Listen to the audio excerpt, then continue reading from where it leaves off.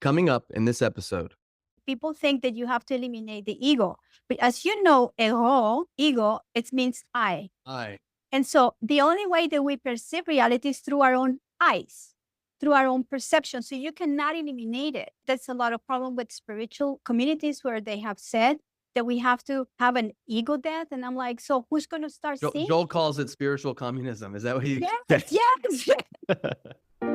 You are now listening to the Here for the Truth podcast, hosted by Joel Rafidi and Yerasimos. What's up, everybody? Welcome back to the Here for the Truth podcast. I'm Joel Rafidi. Got my co-host Yerasimos with me, as always. So grateful that you've tuned in here once again, listening to us. And if you're a new listener, welcome for the very first time. We really, I guess, consider and pride ourselves on being kind of like a home base for grounded truth seekers, people who are interested in the pursuit of truth, but not at the cost of their internal world, which really is the birthing place of truth.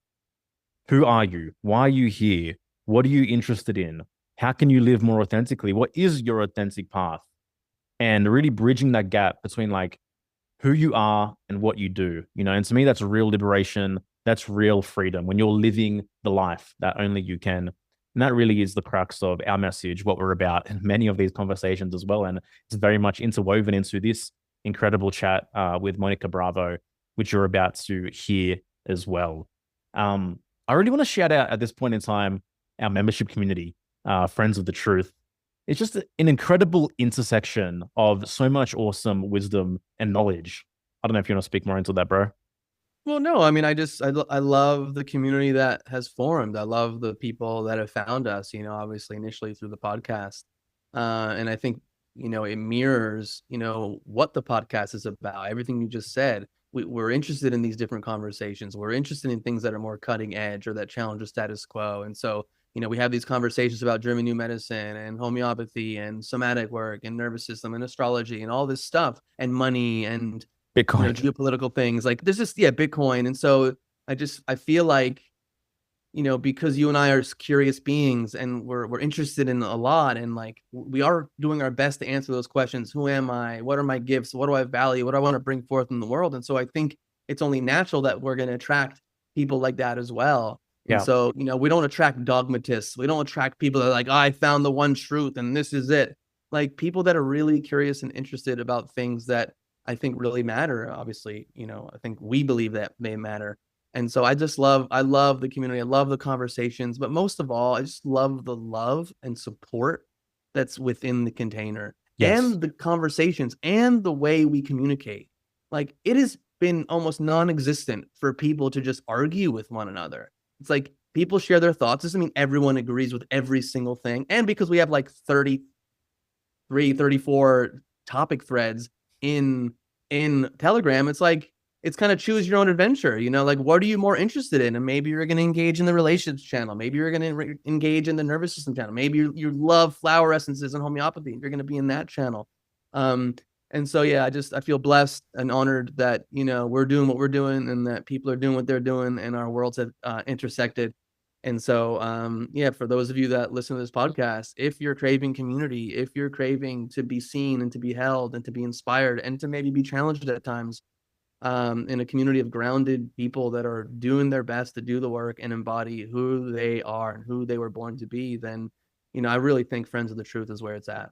Yeah, man. Very well said. And people can join Friends of the Truth at hereforthetruth.com/FOTT.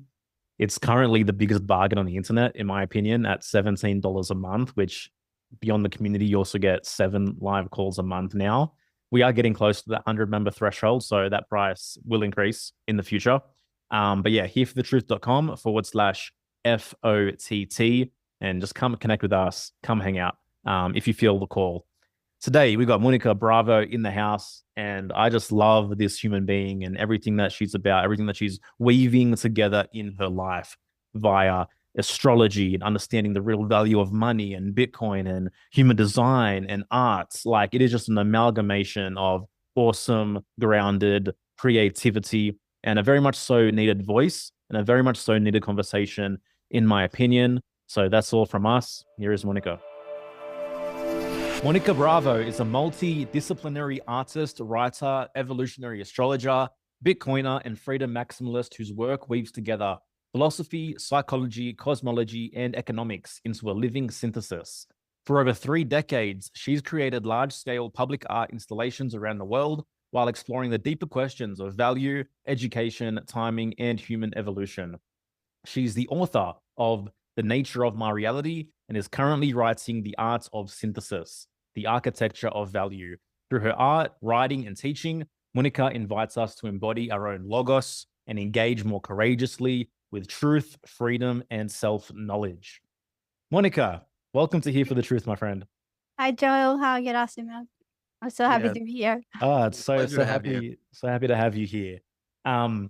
You listen to this podcast, you know how we like to kick this off with first-time guests. We really want to extrapolate your personal hero's journey and just get into the major rites of passage that were the major catalyzing transformational moments in your life that, you know, allow you to be who you are today. Okay. So how long do I have? Yeah. No, I'm kidding. Yeah, I know. Okay, so I'm going to start kind of, and at the very beginning, I was a very curious child. I was always asking for how things work and many deep questions. I remember many times my father looking at my mother and said, you go, you answer, because I was always like, why is the world full of illusions? Like I have this beautiful story of, my father bought me this balloon. I was probably 4 years old and he tied it up to my finger and I put it outside of the car's window. And I was just fascinated to see how this balloon was like holding the wind. And then all of a sudden she disappeared. And I cried and I said, do not give me balloons anymore because they're like life, full of illusions. And my father stopped the car and I said, what are we going to do? And my mom was like, I don't know. She's your favorite. And so since then, I was always asking big questions. And my father was a thinker.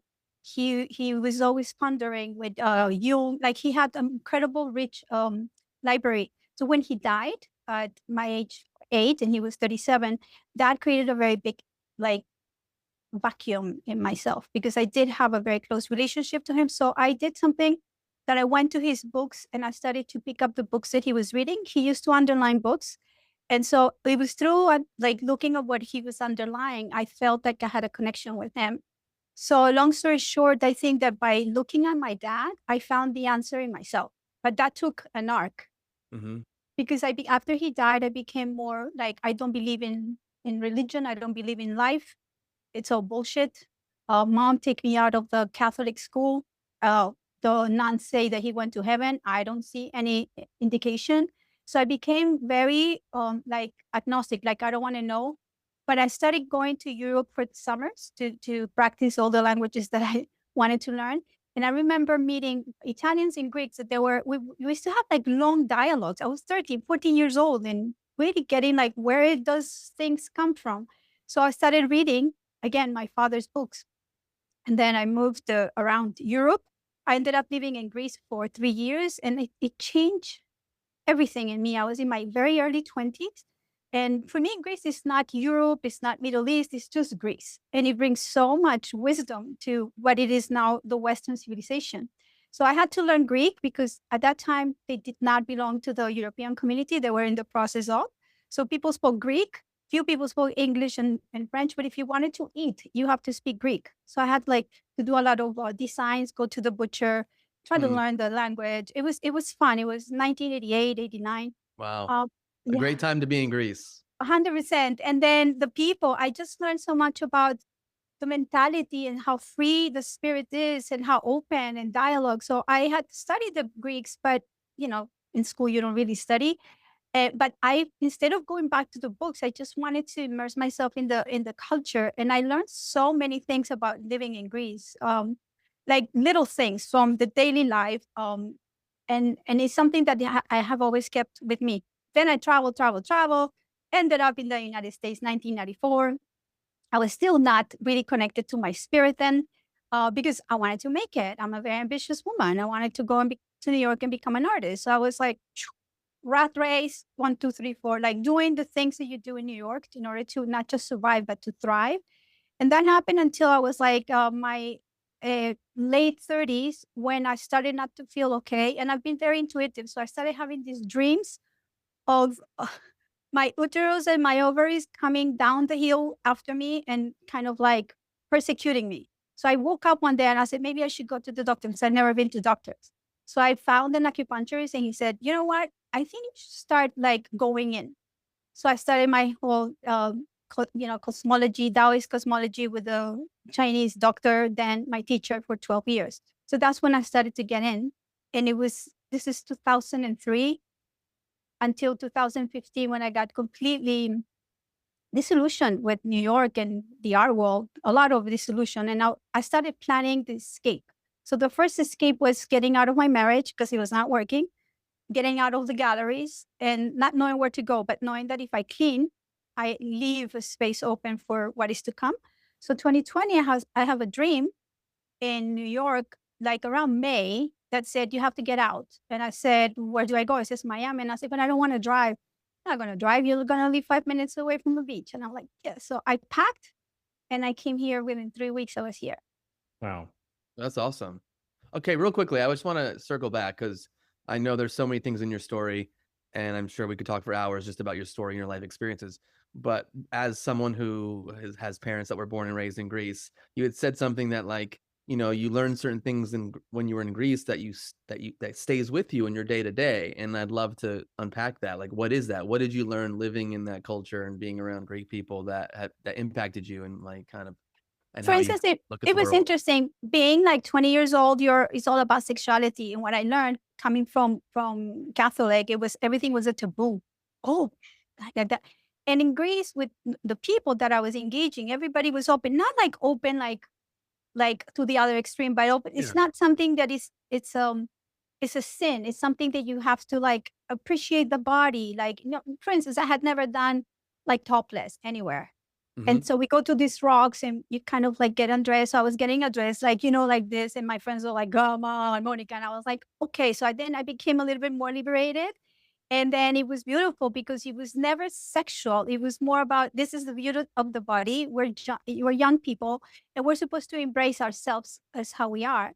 So sexuality was something that kind of changed because until then I didn't know what like being bisexual was. Not that I like the same sex, but it opened up a lot of things that in Colombia were kind of like, that's Taboo. wrong. Yeah, that they were the devil. So there was a lot of stuff like that. The little things. I was like, oh, I didn't think about this. I didn't know you could be like this. So it opened up like another window that I wouldn't have been able to open it up unless, I don't know, I was in a different culture like it was. Yeah. It's interesting that you say that, because I've been to Greece, a bunch of times recently, and like people go less topless now than they did in the past, which is like interesting to me, and I don't know why that is, if people are more insecure or more self-conscious, but like I remember growing up as a young boy and just going to these beaches and you're just like seeing like boobs everywhere. And as a young boy, Yeah. you're like, oh, wow, this is cool. But as I got older, it becomes less about sexuality and just like, this is the human body and this is what it's like. And I had an experience. This was about almost 20 years ago. I ended up going to an Osho center in Greece during some travels that I had. Yeah.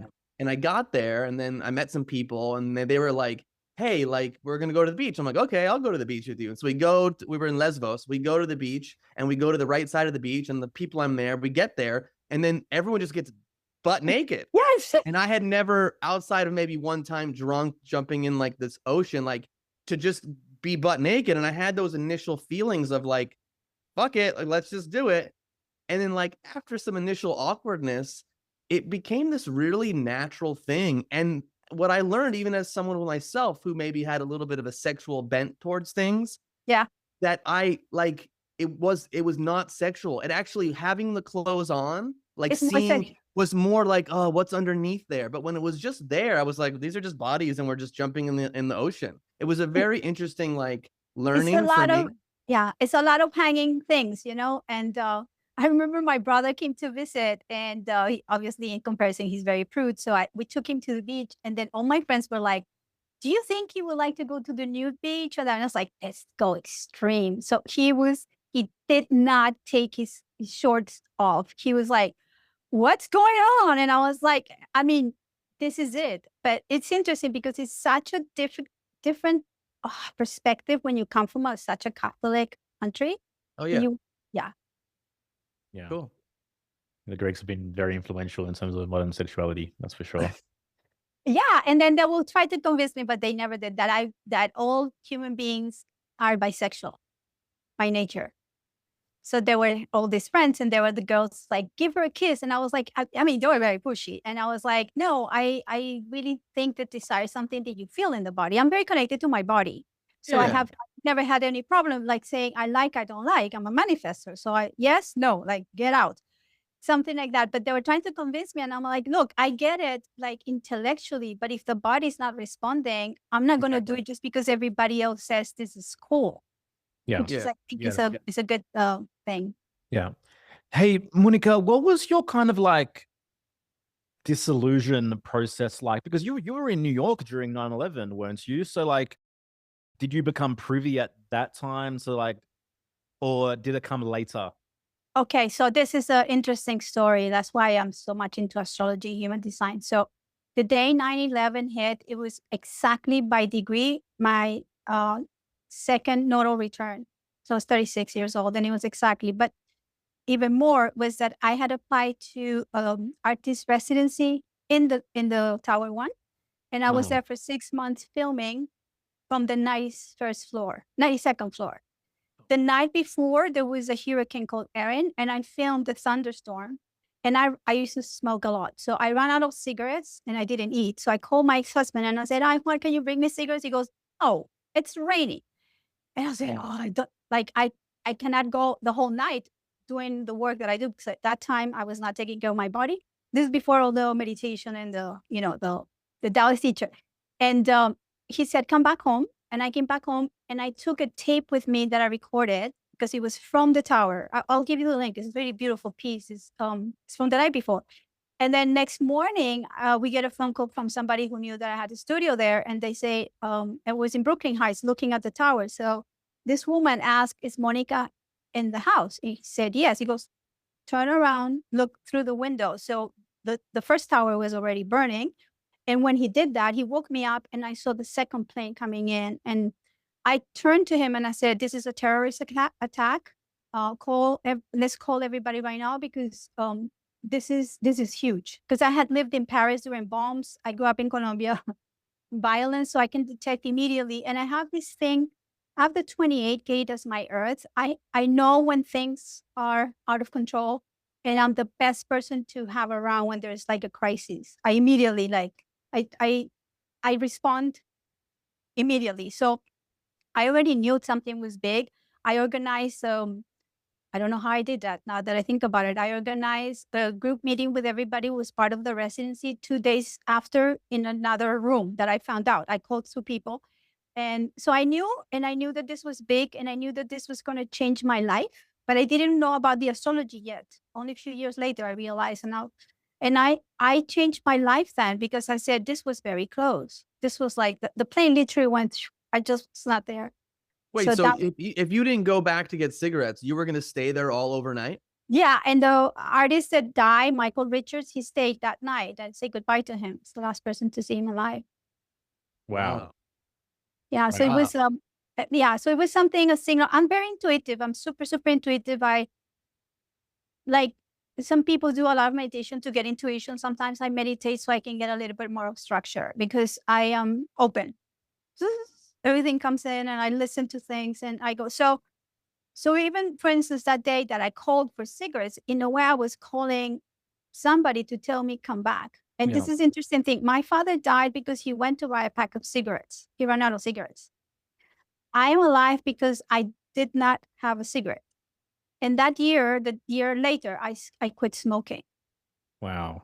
Did your dad get into an accident or something, like as he was going to get cigarettes? Yeah, or? He did a U-turn. He couldn't find the cigarettes, and then he crashed, and he died almost immediately. Wow. Thank you for sharing, Monica.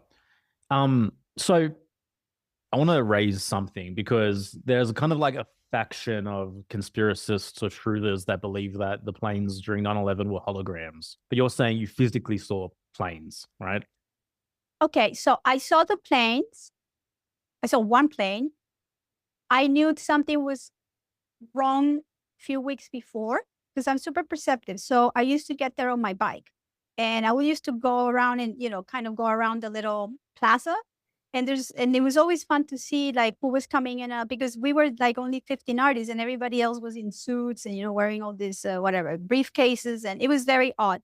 So I remember always making friends with the guards because they speak Spanish or they speak Greek, whatever. I'm always, hola, woo, like that. So I remember they were changing the label of the building. It was saying 1 WTC, World Trade Center. But then they put a plaque that says, lease to Silverstein, this guy Silverstein, Larry Silverstein Properties. Mm-hmm. And I remember turning around saying to the guy, ooh, that's not good that this building has the name of a person. Because I know the whole history of the buildings, that they used to belong to the Port Authority, which is like between two governments. New Jersey and New York are the owners, and they lease that land. So I was like, this is weird. And so that happened. Then during the summer, they put extra security. So we needed to have these cards to get in. And it was not like now that everything is with security. It was like all of a sudden things were different. And I noticed all these things and I go, But I don't, I'm always conspirational, but I'm not like the one who's going to have a wall full of threads. Like I don't do that, but I look at patterns. So there was something there that it didn't go well. And I was noticing that there was so many changes that summer since the Silverstein plaque was put into the building.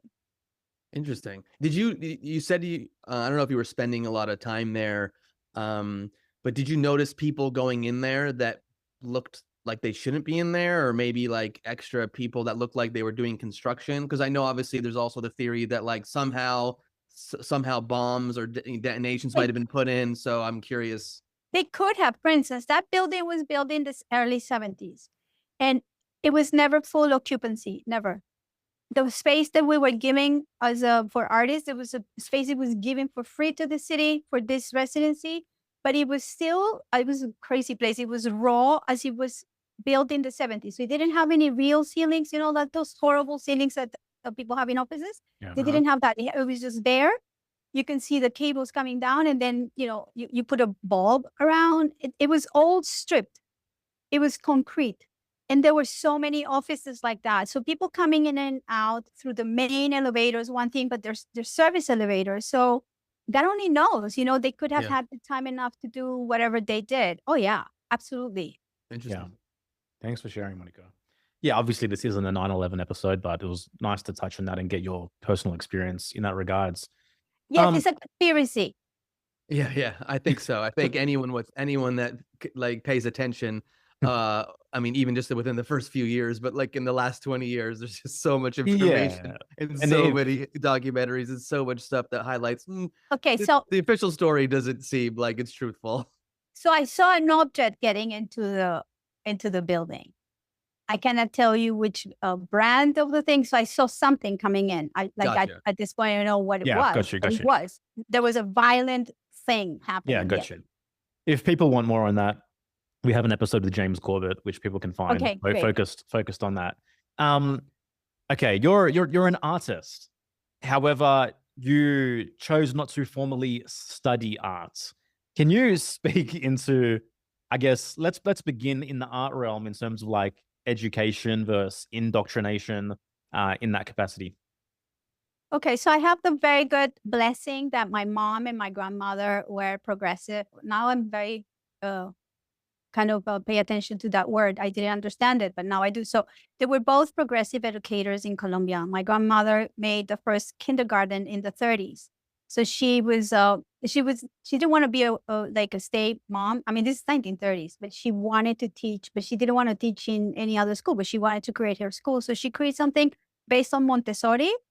And she was very influenced as well with John Dewey, the pragmatist educator in the United States that ended up being a communist anyway, he's pro-democracy. Yep. So my mom too. And so the interesting thing, my mom had a school, kindergarten, when I was in my very early 2 or 3 years old.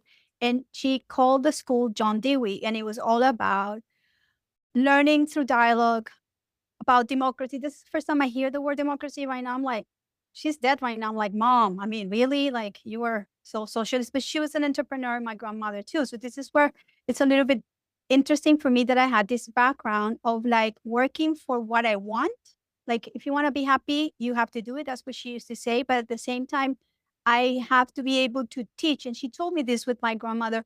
Whenever you love something with so much passion, learn it so well to the point that you can give it to the people. So she made me work since I was little, because I was always very money oriented. It's like, Mom, I want money. She was like, you got to work this summer. What are you going to teach? And I was like, oh. So she taught me to do that. So education is very much part of my DNA. But the interesting thing is, like, I started studying many things when I was young, because I saw my father was very much of a scholar, and he did study. So he was an economist and he was a lawyer, but he wanted to be a psychiatrist. But my grandfather didn't let him, whatever. So he was reading a lot. And I thought, I don't want to go to university, because at the beginning I was like, okay, I'm going to try to go to something like a technical school. So I did go to fashion school in Europe. And then I did photography, because I wanted to learn like things that are actually tactile, that I can do something with my hands. Because I know that I can stay every day reading, which I love, but I didn't want to go to school to keep on reading. I wanted to do something more material. Yep. And that's what I did. So that saved me, because when I went to New York, beginning of the 90s, and there was a whole process in the art world at that moment, that if you really want to make it as an artist, you have to go to school, and then you have to have a master's, and then you have to kind of get together with a group of people, and this is how you're going to be recognized, this is how you're going to be seen. And I said, I don't want to go to school at the age of 30. Like no. I did go to a technical school for 2 years for the visa, because I'm very practical. So I needed to get a visa. So go to school, technical school, go back to photo school, and don't tell them you're a photographer. That's what I did. I lied, and I said, I want to learn photography. But I had already been working as a photographer. So then I got my visas and all that. I did everything legal. And I thought, I'm not going to go back to school. I'm going to figure it out how to make art, because great masters didn't go to school. Like, what do they have an MFA? Did they have a studio at Columbia University or Yale? Like, no, they didn't. And so I was thinking, because I want to embody everything I do. So I want to test first and then come and talk about it. So that's one of the reasons. But at the very beginning, that made me feel a little bit like, not ashamed, but a little bit like, it was more difficult for me to go out there and be able to talk, because people will always ask you, where are you? Did you do an MFA? Why not? And so the whole conversation was about what I was missing and not about what I could bring. So I decided to be able to turn it into an asset. And I concentrated on how can I turn not going to school into an asset as opposed to a liability. And so I focus on that. And in my statements and when I was having studio visits, I will talk very much about how empirical my life is and how I really need to test things before knowing them. And I don't want anybody to tell me, well, they can tell me, I can learn from people, but I don't want to repeat things like a parrot, because that's what I think that schools are doing. Schools are very different than, schooling is very different than education. For me, schooling is all about indoctrination. And that's how we have such a big problem in society right now, because people are not really speaking from their own truth. They're like mimicking masters or mimicking, I don't know, gurus, whatever. So I think that was something or mimicking communist professors. Exactly. Yes, exactly. And so, I mean, I lost all my communist socialist friends already, because I became very vocal about this. And so they hate my guts, but it's okay. That's part of the payment. Yeah. Yeah. And the reality is that it is a real advantage not having gone through formal tertiary education and had all that programming and ticked all those boxes. Like, for me, I tried to do university 3 times, and like something within me each and every time was like, nah, this isn't happening. I literally just unenrolled myself like every single time, because it's like, at that age, like, you're more malleable to think that someone else has the answers, and you need someone else to mold you and to put you on the right path, kind of thing. But it's like, you're not ready to really understand what real education is and the kind of educational path that you want to follow at that point in time, And it's like, we need to just, I think, usually at that age, to have more curiosity to find what we're really interested in. Yeah. And realize that, like, we can educate ourselves on such a deep level based on the pursuit of our interests without having all this unnecessary bullshit piled 100%. on top of us that just dilutes what we're really interested in, that dilutes our essence, and ultimately like leads us astray from our genuine soul's path. Yeah, 100%. And I had like I went to a very nice school. It was an English school in Colombia, and they kind of put me like aside because I was a little bit different, because I was like in the things that I was curious, I excel. Like when I'm curious, I dive in, and I become not an expert, but I know so much that I can actually become so we should really do something about this. But then things that I don't understand, I don't care. I actually don't care. So my grades were always like super or nothing. Yep. And my mom was like, what are we going to do? And I was like, Mom, but this is stupid. She goes like, just try to finish. So another thing that I have to disclose, I was about to finish high school, but I got kicked out of school. So I never got a diploma. Yeah. And then that's why I went to technical school and everything. So even if I wanted to go to university, I kind of like not going to do it because I didn't care about that piece of paper. I think that I'm more educated than anybody who has had like, I don't know how many degrees, because I have studied a lot. Like I'm a self-taught person.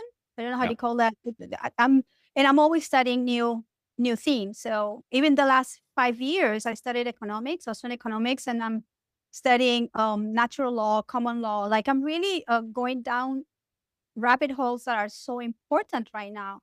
And I know more than a lot of people, but it's not a contest about knowing. It's like, I know that I'm not wasting my time. If, if I had been in school, I would have wasted a lot of time. Yeah. I mean, in today's day and age, but even back in the days with the books, but more so now, we have so much at our disposal. Like especially like with AI, as a learning tool, there's so much stuff we can investigate from our phone, from our computer. So if you have the curiosity, which is what schooling beats out of people, because again, I mean, we've talked about this before, but look at any child. Look at a child. They are these curious, beautiful, magical beings that, whether it's through parents or through schooling, like that sense of wonder, that sense of curiosity just gets destroyed and gets pushed deep into a child's unconscious very often, or a teenager's unconscious. And so like to have that excitement, I mean, you can learn so much. I mean, people live 50, 60, 80, 100 years. Like how much learning can you put into that? Like that's 100%. What's really cool and exciting. Like I know, and I'm very blessed because my mom, she was of the thought that you got to give opportunities to people to choose what they're curious about. So her school was all based on that. And she saw me very early on being curious. So she always said to me, look, anything that you want that is leading to education, I will support, but make sure that you make a good case so I can say yes. So I became really smart about bringing, presentations. At the time, there were no PDFs or anything, but I will come and just make drawings and say, look, Mom, just bear with me. She will always say, how much is that going to cost me? I'm like, you see, you're really going to invest in me. So I will just put the whole thing. And then at the end, it's like, all right, who do I make the check to? And I was like, yes. But she taught me how to earn that and make like proposals about how am I going to engage my time with education and then bring something after. So she was the first person that supported me. And I don't think if I didn't have that kind of relationship with her, I wouldn't be here, because she was the first supporter of my craziness. That's beautiful. Yeah. Like, what's your incarnation cross? So I'm the left cross of alignment. Okay, cool. Mine's education. There you go. So when you're saying, I have the 40, but I have the 45 in the 5th line. So I'm a manifestor, and I have my Venus there. So I'm like, just everything that has to do with value, with education, and money. It's funny because they call it the money line, but it's not really the money line. For me, it's not about money. It's about the resources, about the talents. It's about how I'm going to make use of my sense of value, and then everything else is going to thrive. So yes. For those that don't know, we're talking about human design on another level. I'm left angle cross 14, which is called uncertainty, but it's sometimes called the left angle cross of resources as well. Oh, nice. Beautiful. You guys have the 45 as well, right? The what? Sorry? I don't know if I have the 45 gate. No? I don't know. I don't think I do. No, okay. Yeah, not sure. I have the 214 channel. 214 is nice. Yeah. So nice, Erasmus, that channel. The channel is nice. Let me be your friend. Okay, speaking of money, how did you come to, I guess, understand and recognize the value of Bitcoin on a deeper level. Let's call it the Bitcoin awakening, shall we say? How did that come about in your life?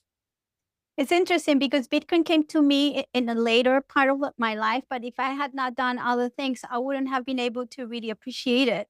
Yeah. Because for me, I call it Bitcoin like a state of consciousness, because it arrived to a time where I was able to synthesize everything else and then say, whoa, Bitcoin is here. So I have always been attracted to the idea of like making money, not to hoard, but to be able to be free. So again, I was working since very young age. My mom like kind of like participated in that. She's like, if you want to do another travel, you should do, you should earn your money, et cetera, et cetera. But then, so I never had problem earning money. I was always not even lucky. I was like, I have this manifestation way of doing, like, I want to do this, and I do it with all my heart, and then things come out. 6-2 manifester. 6-2 manifester. Yeah. So I was doing it, but a little bit of a problem, like understanding that the money that I was making, it was not fast. And because I had this shame of that I was able to make a lot of money. And so I felt like guilt that I had to give it away. So, remember when all those Kickstarters started happening like 20 years ago, whenever, 15 years ago, I used to just, you will send me a Kickstarter, I will give you whatever. Like, yeah, 500. So I was like behaving like a philanthropist. But then I realized that I was not a philanthropist. I was just didn't want to keep that money. It was like, I don't know, it was something crazy. So I've been working with that in the last, let's say 10 years, because life really shows you that the places where you really have to work are the places where you're most vulnerable. And that's where my Chiron is, in the second house in Pisces. So Pisces doesn't have any structure. Second house is about value, and Chiron is the vulnerability. So I had this vulnerability, and for as long as I could remember, I was able to make money, but I was not able to hold it because I didn't have a structure. Pisces doesn't have a structure. And so come 2015, and I get divorced, and I kind of cut everything. I did not make a preparation of like, what am I going to do when I leave the marriage and I leave the galleries? I didn't prepare with any money, because for me, the freedom was more important. So I made a terrible mistake that afterwards led me to, okay, I'm not taking care of my values. And this is when I started getting into the whole idea of like, so what is value and what is money? Why don't we know anything about money? So I started listening to a lot of podcasts. And I think the first person that I listened to was Robert Breedlove. And actually, I didn't listen to him. I read stuff that he had written in Medium, because he was talking about time. And so I related to all the his talk about time and zeros and numbers and stuff like that. But I kind of put it aside. Some people had spoken to me about Bitcoin and that I should get money in there. I did buy some coins and other shit coins and stuff like that, but I didn't understand it, because I just didn't understand it. And I thought, I need time for this. So that's when 2020 came, and we were giving so much free time just to be by ourselves. So I said, this is the best. And I started getting into online programs, like hiring people to learn, getting into really a lot of communities and starting to understand and asking questions. Because I think that for education, the best way to find out is to ask. If you don't ask, you don't know. And don't assume. So I started really getting very curious, but I still didn't know how it worked, because I was kind of like buying at the highest and selling at the lowest. I mean, because I understand what it was. And so at one point I said, it will be easier if I take thousands of dollars and I open the toilet and I flush them down the toilet. That would be easier as energy than to do this thing, because I was getting nervous with it. When price would go up or down, and I thought, this is not for me. So that's when I said, okay, I have to really study. So that's when I joined seminars with Saifedean Ammous. And so he's been a very important person that has taught me everything about Austrian economics. I mean, not everything. This is going to be my third year, and I'm still learning more and more and more. So Austrian economics gave me a base about Bitcoin. Because you see, Bitcoin is this technology that is the most sound money. That means this is the only money that doesn't debase your time. It doesn't inflate. So with long term, if you do low time preference, which is you make choices in your life towards the future, and you don't spend the money every day that you have $1,000, you go and spend $999 because you have it. Instead, you take 1% of that and you put it on a DCA, dollar cost average, in an app. It's going to start growing. So New York for me was high time preference. You go out every night for a restaurant. You buy a lot of clothes so you look good.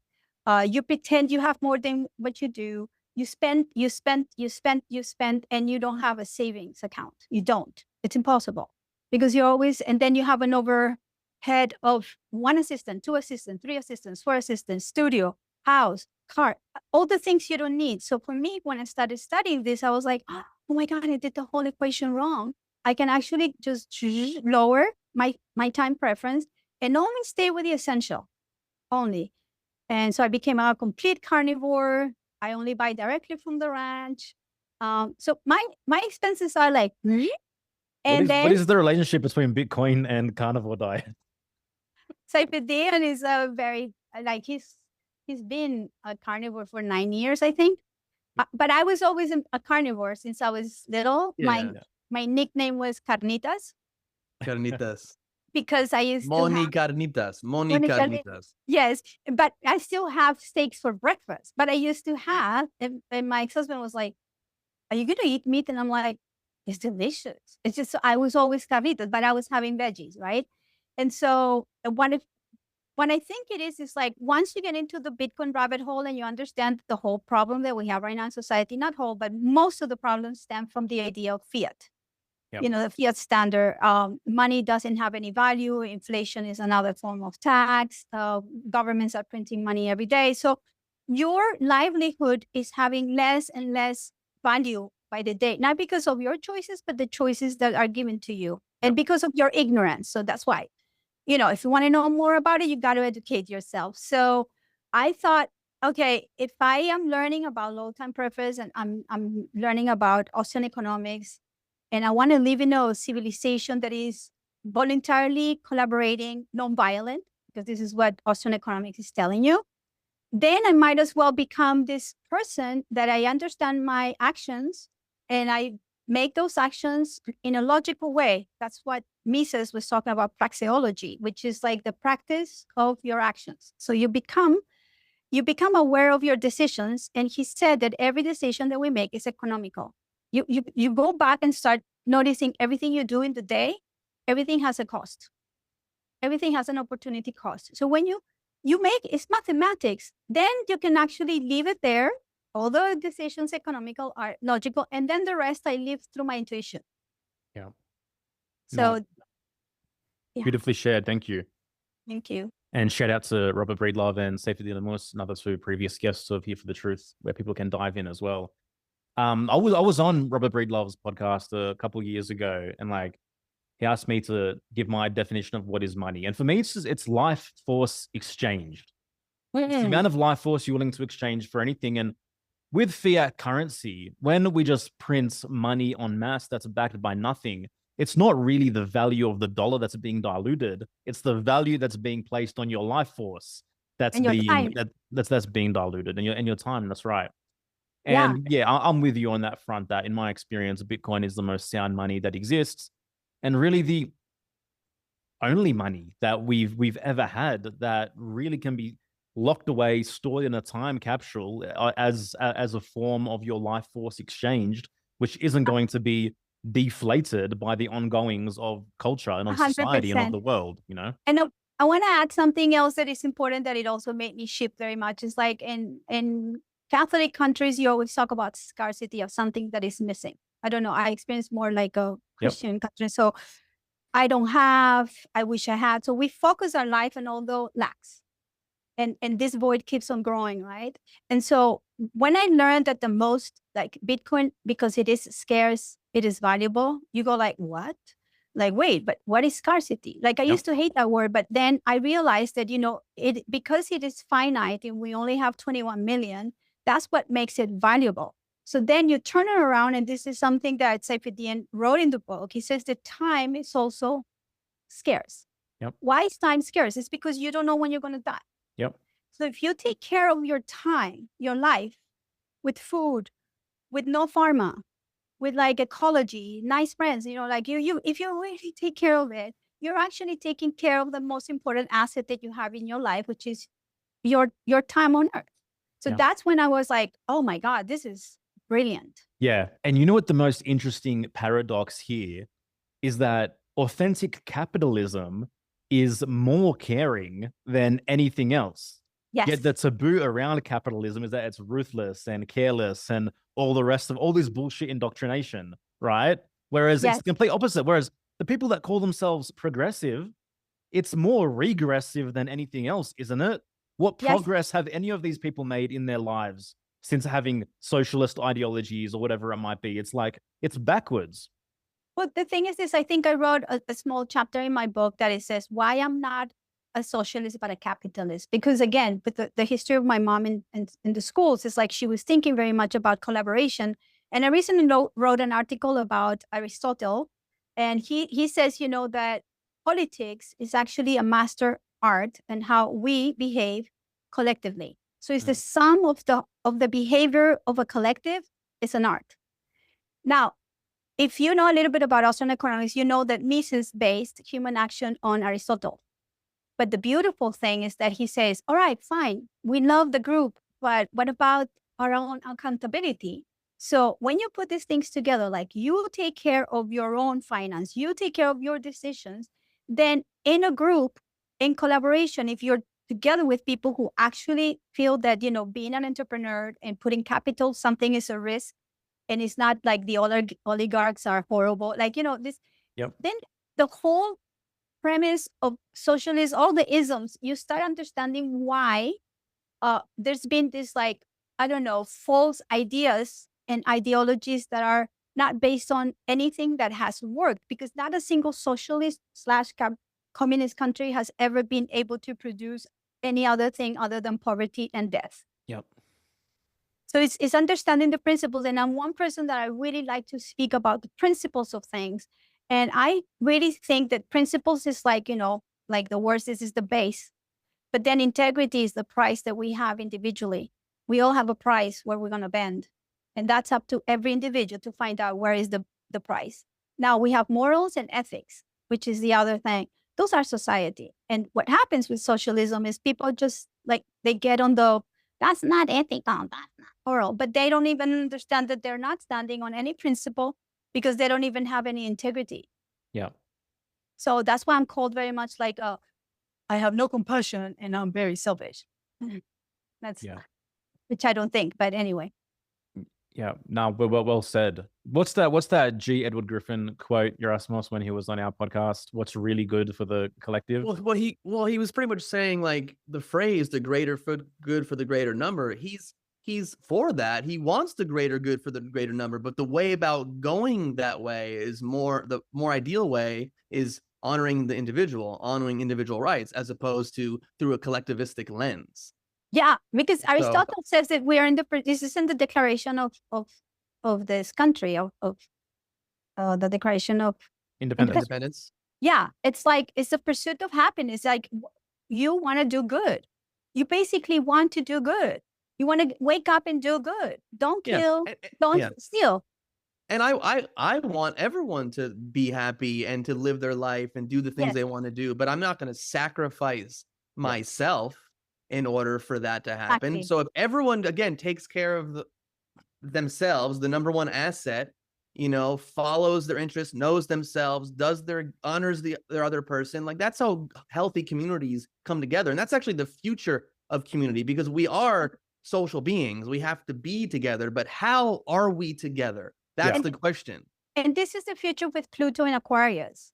But in order to understand Aquarius, Uranus, Promethean fire, you have to understand that if you have not achieved your own solar, like your shining, which is the opposite, Leo, you're not going to be able to live in community in peace. And another word that I want to emphasize, and you probably relate to this, is people think that you have to eliminate the ego. But as you know, ego, it means I. And so the only way that we perceive reality is through our own eyes, through our own perception. So you cannot eliminate it. And I think that that's a lot of problem with spiritual communities, where they have said that we have to have an ego death. And I'm like, so who's going to start seeing? Joel calls it spiritual communism. Is that what you? Yes. ridiculous. It is.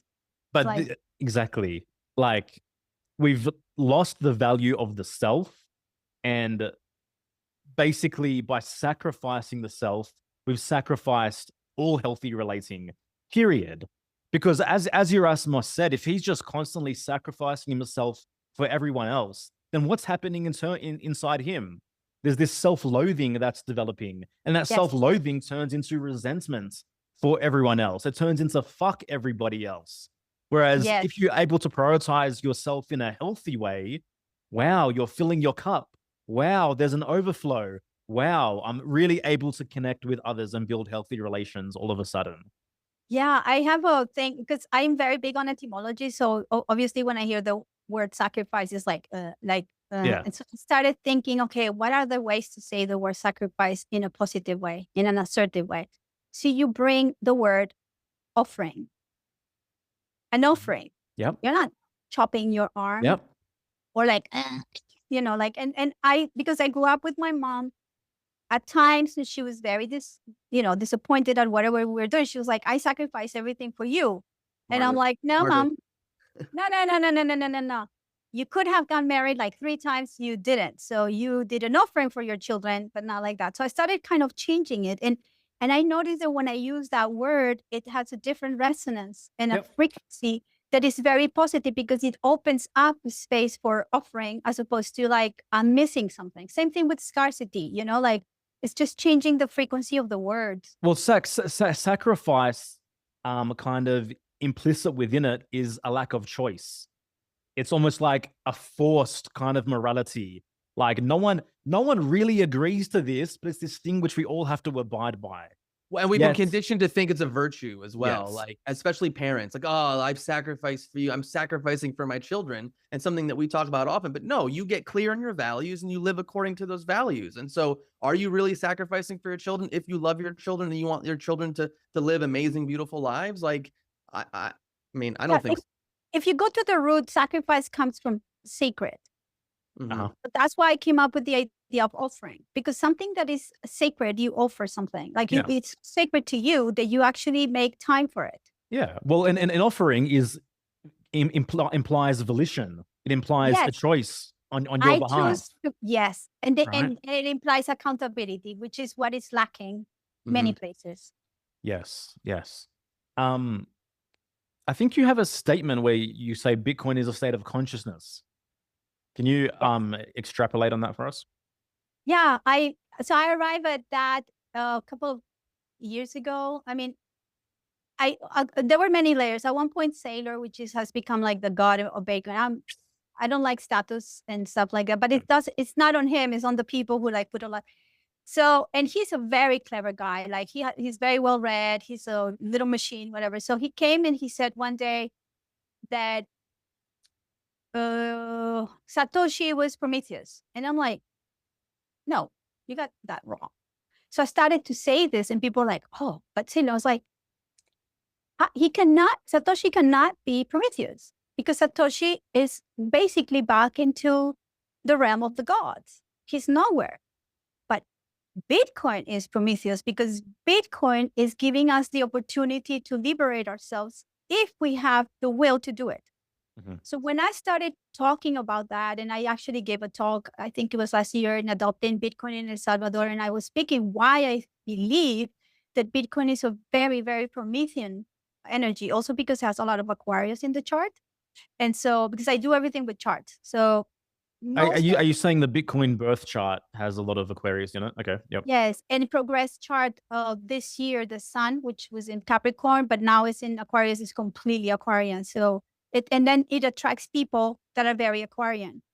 Everybody that I do charts in Bitcoin, they have something very, very Aquarian. It's all about trauma. It's about like, remember, for me, this is what it is.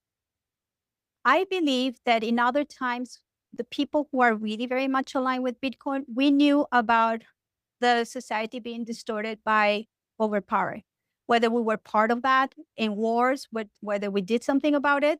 But now when we came, we saw it and we recognized it as this technology that is, if we really do it right, is going to lead us to the other realm. So there's a kind of memory because Aquarius is about trauma, collective trauma. So I think that the energy of Bitcoin has this collective trauma embedded in the whole, I don't know, genetics of what it is. And then when people align to it, they know that this is a technology that it can actually take us to a better way of living. And because it's mathematical, nobody can corrupt it. Even though right now we have the war, there's always wars in Bitcoin. So we have like the OPSEC, there's wars right now. And I laugh because man is always trying to divide things, the polarity. So, but Bitcoin in itself is that. So I started thinking, what are the levels of consciousness that Bitcoin can give us? So some people are on the level of just financial.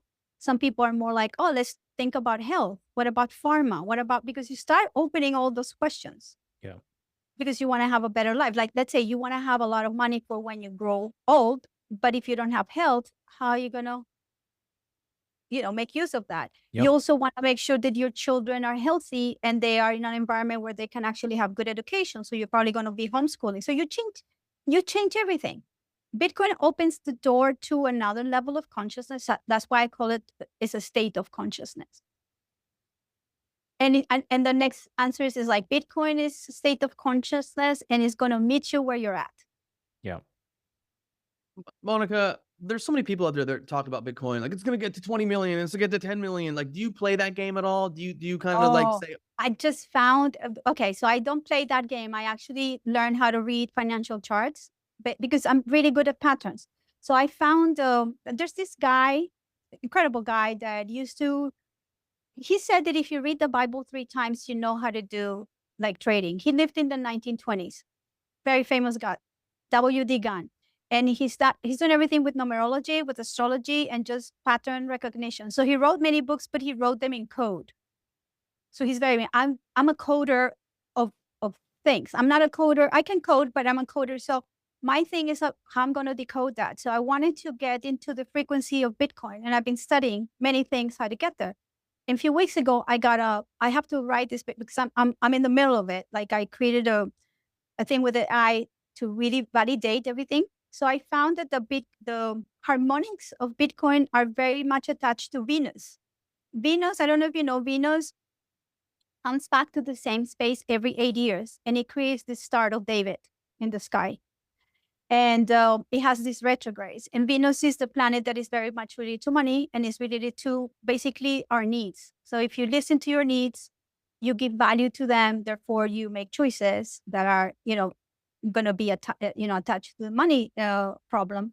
And so my chart is very, very much about deciphering.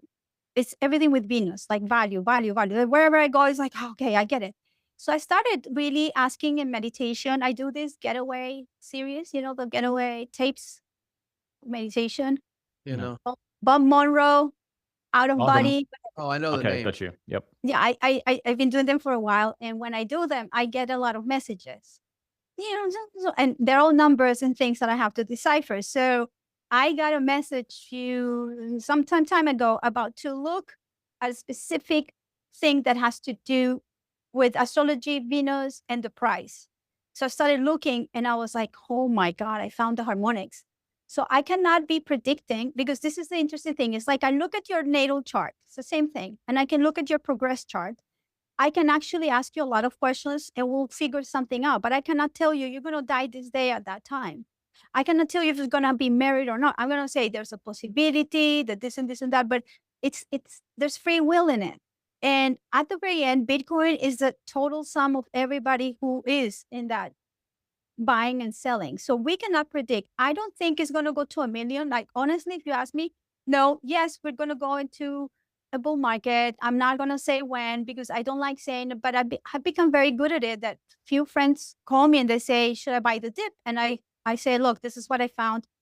This is, for entertainment purposes. This is not financial advice. And then they say, thank you. I mean, I just do it for fun. But there's cycles. So if you see, for instance, this is where I think is very important. We're all wavelengths. We're all like frequencies. And Bitcoin has that too. So the price is mirroring the sentiment of the collective. So, but there's a lot of people who manipulate markets. lots of people manipulate. So when you see this big, like yesterday was like, wow, then they're manipulating the market because basically what this government is doing right now is trying to get rid of fiat. They're doing every possible thing. I think people should really start listening about CBDCs or no CBDC stable coins. They should really get informed and educate themselves financially so they don't get wrecked. But I'm not here for the price. I'm here for It's a bit of a false dichotomy to like measure the price of Bitcoin in fiat anyway. You know, it's like the whole idea is that Bitcoin is the primordial. It's 1 = 1, and that's it. It's the first time we have something that equals itself. Yeah. And then I'm almost all in. I say I am almost because I still work in dollars when I get hired. But what I do is like I figure out a way how to kind of put everything. And so the moment I said I'm going to go all in, it's like, okay, I really trust this because you have to trust it. But I trust it more than the fiat or anything else. No, thank you. Let's kind of bridge these two conversations we've had in relation to arts and like, you know, Bitcoin capitalism. Like, do you think better art is produced from the foundation of a deeper understanding of like capitalism and individualism as opposed to socialist and progressive art? It's interesting because Saif has written a couple of books where he says that, you know, modern art is high time preference and it doesn't have any value. And this is a place where we always kind of do like that because I'm an artist. So I always say, what do you know about art? He doesn't even like it. And so we had many conversations about them. And I actually wrote in my book, like there's a only part where I say like, I'm sorry, Saif, but you're wrong here because I'm an artist. Now, this is the interesting thing. If you study the history of art, and you study the last 50 years and even the last probably 25 years, you will see that there's a lot of manipulation and a lot of money laundering here. Because the people who are actually putting a lot of money in buying art as assets are people, it's the same people right now putting money into the Bitcoin reserves. And if you see right now, the art market, they're not having so many sales because people find another asset where they can actually have money, you know, growing. And art used to be like that. Now, artists are very ignorant of that, so they don't understand that they're being played and they're being, they're being played. So there's this concept that if you follow certain social, I don't know, ideologies like all the LGBTQ, whatever number of letters like that. So I saw this in the 2010s. A lot of artists in New York, some of them were ex-friends of mine, that they started using all these ideologies in a very kind of sneaky way. So they got a lot of attention, they got a lot of work in collections, and they use it so they could get into the price. As like a form of like social approval almost, right? Yes, 100%. And so they were getting the social approval, they were getting the works in the collection, and they were in the rat race. So they were, I don't know how much do they know that they're being played, but they are playing the game. And I noticed that because, you know, you speak to the dealers and they tell you, what I wish you would do more of this and less of that. And I'm like, no, that's not going to happen. So I noticed that I was always asking too many questions. Why can't you produce my work? Why do you want me? And so many dealers started saying at the very end, Monica, either you're very complicated or you should just do your own dealing. You don't need a dealer. So that's when I started saying, oh, this is a red flag here. If I ask too many questions, I asked for contracts. I was probably the only artist that I knew at my time that had a lawyer. I would run everything through my lawyer to make sure that I'm not going to be played and I'm going to be paid on time and all of that. So I think that it's not that they don't care about the money, but they care so much about the social part and they want to become famous and they want to be part of collections that they forgo everything else. So there is a lot of bad art out there. Yeah. 100%. But I'm not saying that all artists are bad. Yeah, I can't do that generalization. Also because I'm a great artist. So, what kind of art do you do? Like, what's your focus? I mean, I know you've done installations and things of that. So I started as a photographer, black and white photographer. And once I went to a psychic a long time ago, and she was like, I see that you're going to do color. And I was like, oh, I shouldn't pay you. And then she says, no. I don't know when, but you, and when I started doing color, I was like, wow, I wish I had believed all the things she told me because I kind of erased them from my head. But I started doing, so when I moved to New York, I wanted to become an artist, and I just picked up a video camera and I started making videos, and then showing them. I got invited to shows and I started showing them. Then I started working with I was a photographer, but I wanted to materialize the photography. So I will make images and started using computer very early on, but then put them behind plexiglass very thick and then kind of sanding the plexiglass so they will look like paintings. I was always playing with the idea of what perception is. So you will see a video from a view in my loft in Brooklyn that you see the towers and the Brooklyn Bridge, and it's filmed for 2 years and you see nothing happening, but everything is happening. So I will just play with the idea of like, what is a medium? Why does it still has to be moving? And why does, I don't know, moving cannot be still, something like that. So I started doing that. Then I started discovering other things. Computer really changed a lot of what I produced. So I did show a lot in terms of like insight installations. I will create environments. I would say I'll create environments where your perception is changed. And my aim was always to hypnotize the person for a few minutes so they can actually question their own reality. That's what my work was about. Now I started to be asked in the 2010s to do commission work. And I started to see a lot of value in that, because then you have like an entity that is outside of gallery system that asks you to do a proposal. They pay you for the proposals. You have to actually bring the proposal, speak about your proposal, be with some jurors. Like, you have to earn it. It's your own merit. And then when you win it, sometimes you don't, many times you don't, you are giving a large amount of money and then 2 to 3 years to fabricate it. So it's a whole process that is not just like, bring me another thing for this wall. Like, we need a red painting. Like, it's not like that. It's a different. So it gave me the time and the space to consider that I didn't want to work with more dealers, and I just focus on that. So I have a lot of work in airports, subway stations, universities, schools, hospitals, anything that is federal. It's funny, I work for the government. I work for the government with a socialist program that's called 1% per art. I have a few things that happen, but and it's maintained by them. Last piece that I did was for the University of Washington in Seattle, one of the most woke universities in the world. And I was there teasing everybody, like, wow, this is woke central. And then these scholars and everybody was like, why you? And I'm like, wow, this place is fucking woke. And then I said, I only fear one thing. I only fear that these idiots are going to come and destroy the work. 2 weeks later, there was this thing at the university where they couldn't enter where my piece was. It was all over the news because they didn't have the key, but they destroyed the whole building. It was brand new. Kind of new. These people they're idiots. So anyway.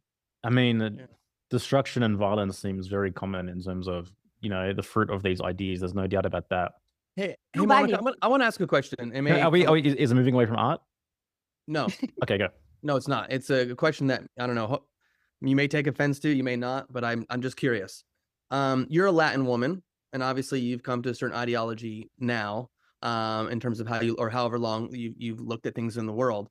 And I know you're anti-woke. Do you think, and I know you've earned your work, but do you think at all being a Latin woman has led to your art career taking off in a certain way as well? Well, very good questions. I don't get any offense. The last projects, I'm sure that was the DEI that they was saying, oh, let's choose Monica. She can do color. So that's diversity. But then what happened in many of these projects, once they got me after the first interview and we signed the contract, they learned that I'm not woke.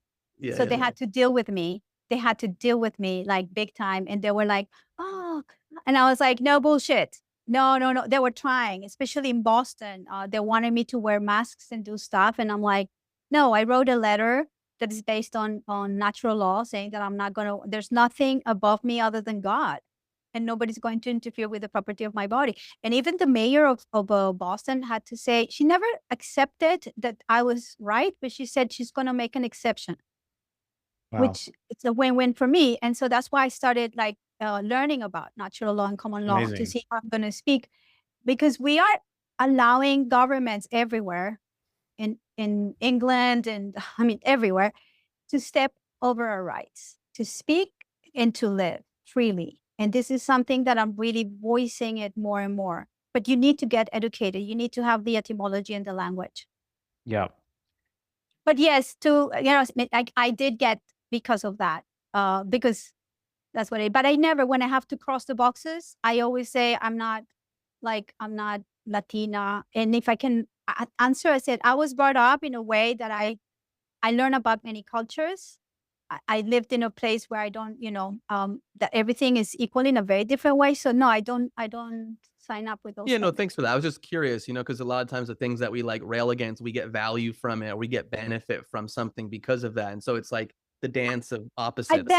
I benefit, yes, but I always voice my opinion or whatever, and people get annoyed. Yeah. But that's why I'm an artist, because I'm here to just speak my voice. Yeah. Yeah, thanks for sharing, Monica. Yeah, just back in terms of the relationship between ideology and art. I'm not sure if you've read The Romantic Manifesto by Ayn Rand. Oh, okay. I definitely recommend. I know Ayn Rand, but the Romantic Manifesto is her commentary on art. It's specifically art focused. Okay, I should read it. Yeah, you should check it out. And basically, like, for her, it's like the fruit of the art is directly correlated to the person creating its sense of life. Right? And for her, the relationship was like the fruit of Marxist or socialist art very much was like irrational and all over the place and incoherence. And like you mentioned, lacking principles, lacking foundation. Whereas, the fruit of someone who comes from more coherent place is more so visible. Anyway, she goes into this whole commentary on the destruction of art. And the other thing I wanted to say was, so I'm currently living in San Miguel de Allende, Mexico, where the roots and the foundations of this place are very much driven by arts. All the artists kind of fled here.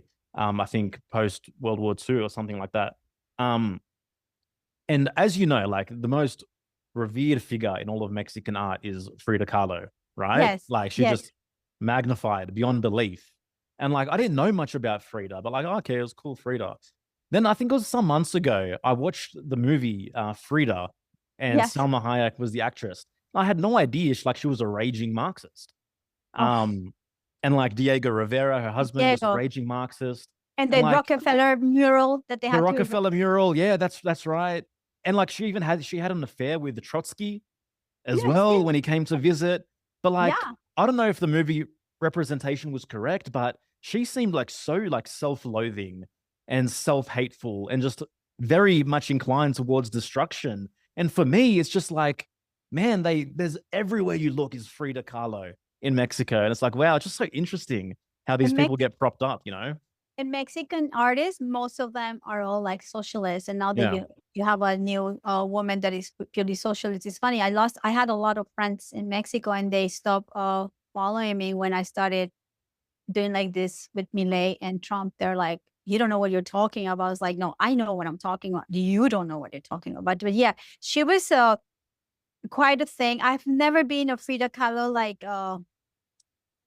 girl leader. Yeah. No, I don't like what she did. I don't even like her paintings. I don't like when you take your suffering and you carry it that way. I don't think so. And then Diego, like I was interested in him because when I started doing public art, I started going to many places in New York where public art started being like his was one of the first in New York. Yeah. In New York. And it was like, sorry. And this is like what happens when you get a contract with somebody who's the difference with when you work for a state and when you work for a private corporation. Yeah. It's like you can have the work taken completely out and you can be Diego Rivera or whatever. So that was interesting for me to find out. And I went to see if there were any traces. Obviously, they didn't leave any traces, but it was a fun story to read about.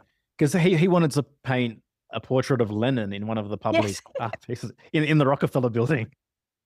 Yeah. But if you see a lot of that art, like Art Deco, there's so many symbology that can go, it can pass as something else. So it's interesting because there was all this period and many artists, actually, I think all the abstract expressionists, that it is said that they were used by the CIA and the government in order to promote American art, because like the art from the Soviet Union was very figurative. So that's it. Somebody says, I don't really believe that it was a movement that was created to make like I don't know, like a dialogue. But I do love Rothko and I love all these Yeah. people. The only thing is that I know that all this group of people ended up killing themselves. So God only knows what they knew that ended up having all of them dead. So Yeah, it's interesting because like the artist is the most inclined towards like the revolutionary, so to speak.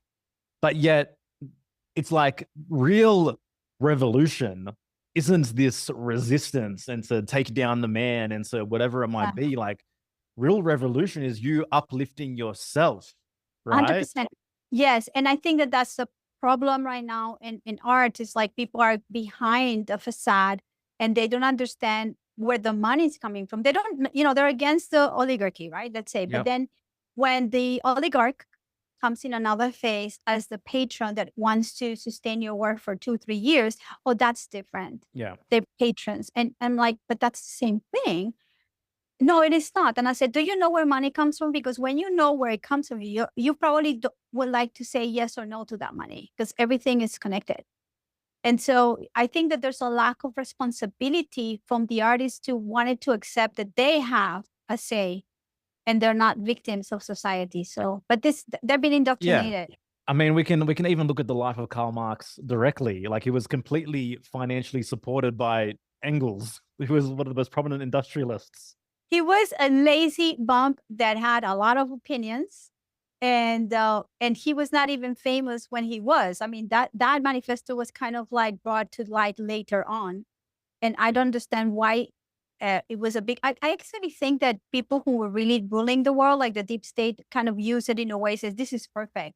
We can talk about oppression, and everybody's gonna go, yes, poor people. So it's interesting. Yeah, exactly. Because like for me, like whenever like the way that I look at, I guess, the overarching conspiracy from a macro lens is I see it fundamentally as a war on the values of the West. Mm-hmm. And anything that can be weaponized against the primordial values of the West being freedom, independence, capitalism, entrepreneurship, whatever it might be, like you see that. And you see it also in the conditioning where like the West has been so indoctrinated to hate itself, where the Western mind has begun to hate itself. Not realizing everything that the West has created, even the very fact that you can have a different opinion. It's beautiful. That's why lately I really went back to the Greeks. I think that, that culture really gave us, and the Greeks brought a lot of wisdom from Egypt as well. So I noticed, Gerasimos, in one picture of something that you have the biogeometry thing. Oh, yeah. I got this, I don't know, several years ago. Yeah. So I've studied with Ibrahim Karim. Oh, cool. So I did that. So it's interesting because I love the Egyptian culture where all the occult and everything like that. So there's so many principles there, but the Greeks kind of took it and brought it to the West and start speaking about them in a way that it was more easy to digest. So I think that right now, going back to those main things, like back to the Socratic dialogue, like how can we have conversations? It's not about winning. It's about the new thing that can emerge between two people or three people when they're speaking. Yep. What is ontology? How things are formed? Plato, so beautiful. How can I try things? Aristotle, like, be empirical about, be your own scientist in your life, be your own subject. And so that's what human design is, isn't it? Yes. But not the people who are like repeating things. No. Not the parrot. No, it's you're in your own experiment, and you're observing and correlating what you're doing. So I have for the last 2 years created many assistants on AI. I'm pro technology since I was little. Like I'm always something new I'm learning, and I decided to, instead of having some assistants, I'm just going to create the assistant. So I have devised ways of learning very fast. Mm-hmm. It's incredible. It's incredible. And so another thing that I created was like a codex of me. Like there's everything about my design, everything, but it's filled with my own.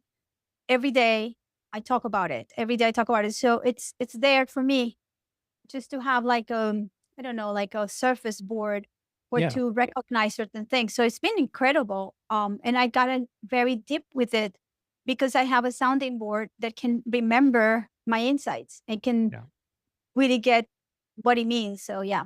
I mean, the potential with AI on that level, like the right mind and the right person with the right reasons coming into contact is like it's exponential. What can be what value can be created for oneself? I am right, left. So the only left part that I have is my perspective. So I can be very focused, but everything else, I'm a funnel. Like I'm always receiving. So that's why it has become. So I'm very much about synthesis. It's because I have so much information. Sometimes it's like, oh, I'm gonna go crazy. So I need, and because I'm a left cross, I need people to ask questions. So then these things can come out. So that's why I train AI to. My assistants cannot speak to me without me telling them that they can actually open their mouth. So then I said, ask me the right question for this. And and then I interact. So Amazing. Monica, Greek food or Arabic food? Arabic food. No, it's the same. I love it's but the thing is that you don't have a lot of meat. So now I'm just looking at Erasmus is like upset. Yeah, that's what he's so upset. I'm gonna say he's about to end this podcast. I'm engaged in the Socratic method right now. Oh yeah, he's there. We're having the dialogue. We lost him in Socrates. He's like yeah. You know. No, but Arabic, well, I mean, there would be no Greek food without Arabic food anyway. So 100%, and there wouldn't be Spanish language without Arabic language. Yeah, you know that, right? There wouldn't even be mathematics without the Arabs. Yeah, I love that culture. So cool. I'll send you that $1,000 later. Okay. Yes. What is your favorite Arabic food and what is your favorite Greek food? And are they similar? Oh, you know what I loved in Greece? The taramosalata. Oh, it's my favorite. I mean, a lot of it's my favorite, but whenever we travel to the islands, if a restaurant doesn't have taramosalata, I'm like, are you serious? What? It's like, and then I learned that it was more seasonal. So I would go to a restaurant like in September, taramosalata, and people turn around and was like, hey, I'm Colombian. Apo Colombia. So that people were like, okay, she's Colombian. She doesn't understand. And I was like, oh, I understand. I just want the taramosalata. And I also love how different restaurants, like obviously there's traditional, but then they have their own little like twist on it. And so, it's. You're making me hungry for it right now. All the dips, like, tzatziki or anything that you have with yogurt. Like Mediterranean food is all about these little tidbits. And it's tapas. So delicious. Yeah, tapas, yeah. A little bit like that. But since I'm a full carnivore, I only eat meat right now. So. Arni, no ligo arni, tros arni. Arni, yes, lamb too. Lamb is delicious. Yeah, No, Greek was the food, the people. I remember the grandmothers were the best. Oh, yeah. Yayas, all the yayas is like the best. And they used to make fun of me because a lot of these old women did not understand how a Colombian young lady, it's free roaming all over the world. And they were like, does your mother know that you're here? And I was like, yeah, of course, she's paying for this. It's such a different mindset, They're a little bit more like close knit, like don't venture off. And the grandmother of my ex-boyfriend, she didn't like me. I didn't like her either. We were like between people, we were like this. And then she would tell me sometimes, you will never become Greek. And I was like, wants to be Greek.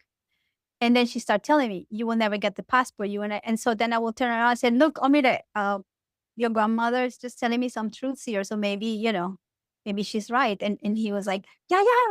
Why are you telling this to Monica? And I was like, I don't like her. Wow. To be Greek. She's like, she's not Greek. And I was like, I cannot convert to that. That's like you're born. And she was the one who told me like, you can only be Greek if you were born in Greece. So she said, then I'm not Greek. Something like that. Yeah. Hey, Monica, is there anything that we've left out of the picture here that you feel is like present and wanting to come forth in the last 10 minutes here? Yeah, I think that tools are very important to have in one's life, and everybody can tap into their own tools if they kind of align with their own frequency. That's why for me, human design and astrology are so important, because they're not these tools to predict. There's no prediction. Even financial charts, it's not about predicting, but it's understanding how your design is working, and then you can use it as a as a board to know that you're actually aligned. I mean, the best way that you know you're going to be aligned is when things happen to you. And even if you have triggers or things that are not really flowing, you question those things and then you will have an opening. Like I love triggers because they give me a possibility to confront something that I didn't want to deal with. So I think that understanding from that perspective, and another thing that I think is important is that we're entering a very, very, like, I don't want to use the word dark, but it's going to be a very difficult next 6 months in humanity because we're going to see more confusion. So my take to everybody right now is like, take the stand of the tower, go up in the tower and start looking at your life from afar and concentrate on the little things inside of yourself. Because these are, if you really develop your instinct and you understand what your design is and you follow your light, you're not going to be confused. But if you are out there reading everything and believing every psyop, and that because we are in a psyop of a psyop of a psyop. I mean, we're a Truman Show like times 100. So you're not going to give anything to yourself if you keep on connected to that energy.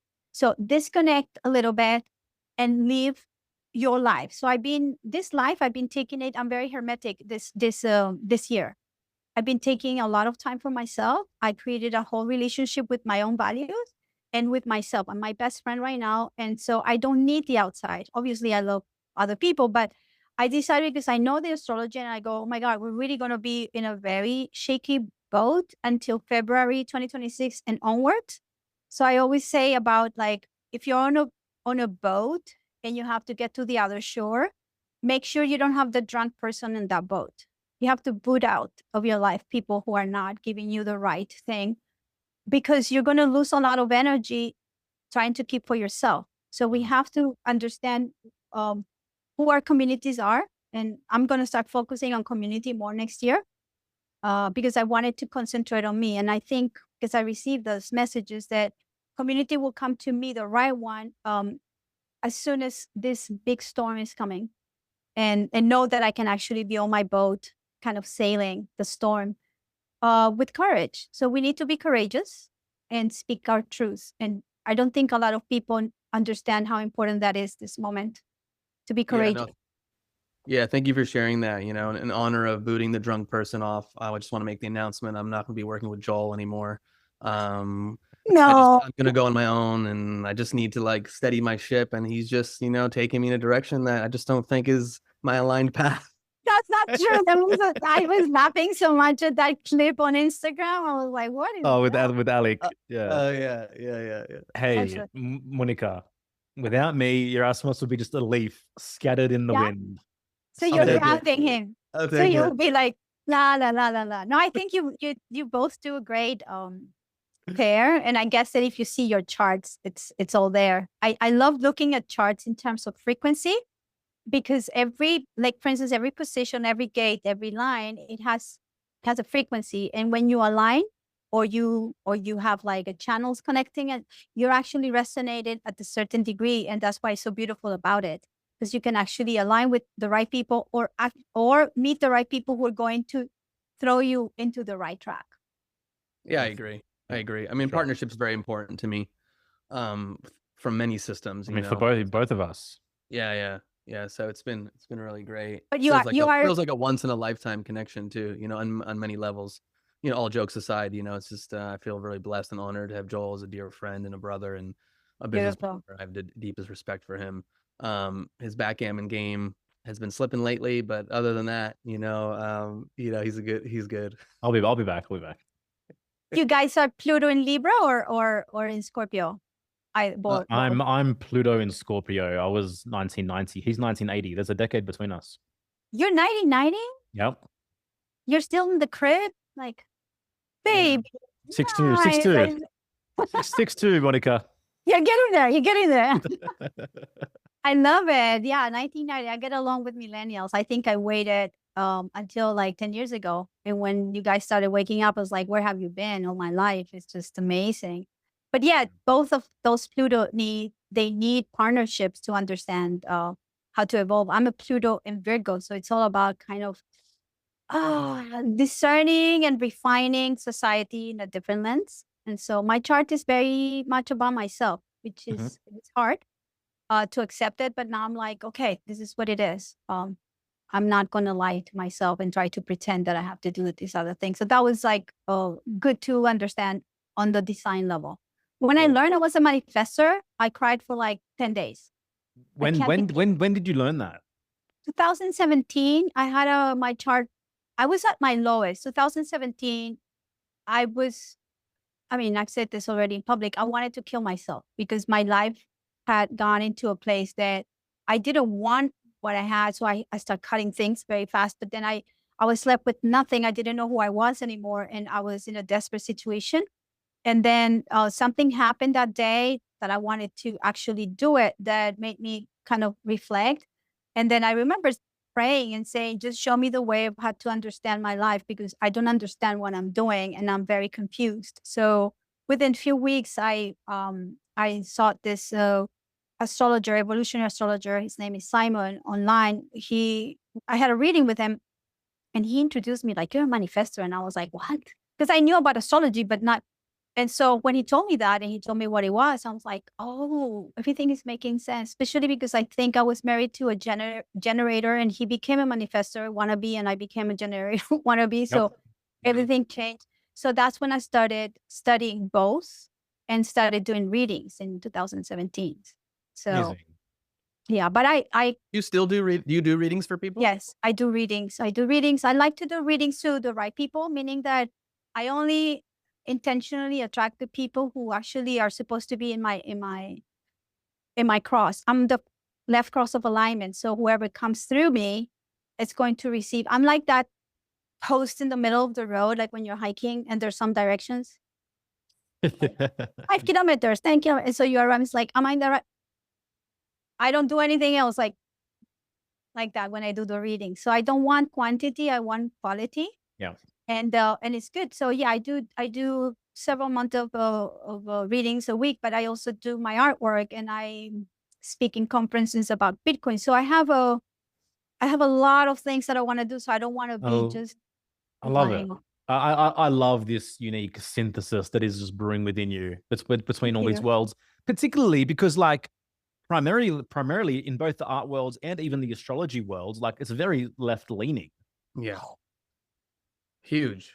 The spiritual world. My goodness. The astrology community is like I don't follow anybody anymore. I'm like gone. And yeah, even in the helping professions and psychology and trauma, like it's very, very interesting to see. And it's like, what are the roots of that? You know, is it from an academic standpoint, like going through the universities? Is it just like this idea, like if I help someone, I'm a good person, and then you're getting kind of co-opted by certain ideas? I think it's the Pluto in Aquarius that is actually creating a lot of and what we're seeing right now, Saturn and Neptune in Pisces, the end of it. So we're at the end of a very big delusional state. When Neptune entered Pisces in 2011, and the like, look at me generation with Instagram created this idea that you have to always be like speaking, but that doesn't mean that when you speak out, you're actually becoming 100% true. You are projecting a persona. So you are asking the world to give you likes and give you algorithms. So then you're not creating reality. They don't have a reality within themselves because it's all about the algorithm. It's about like whatever, the influencer.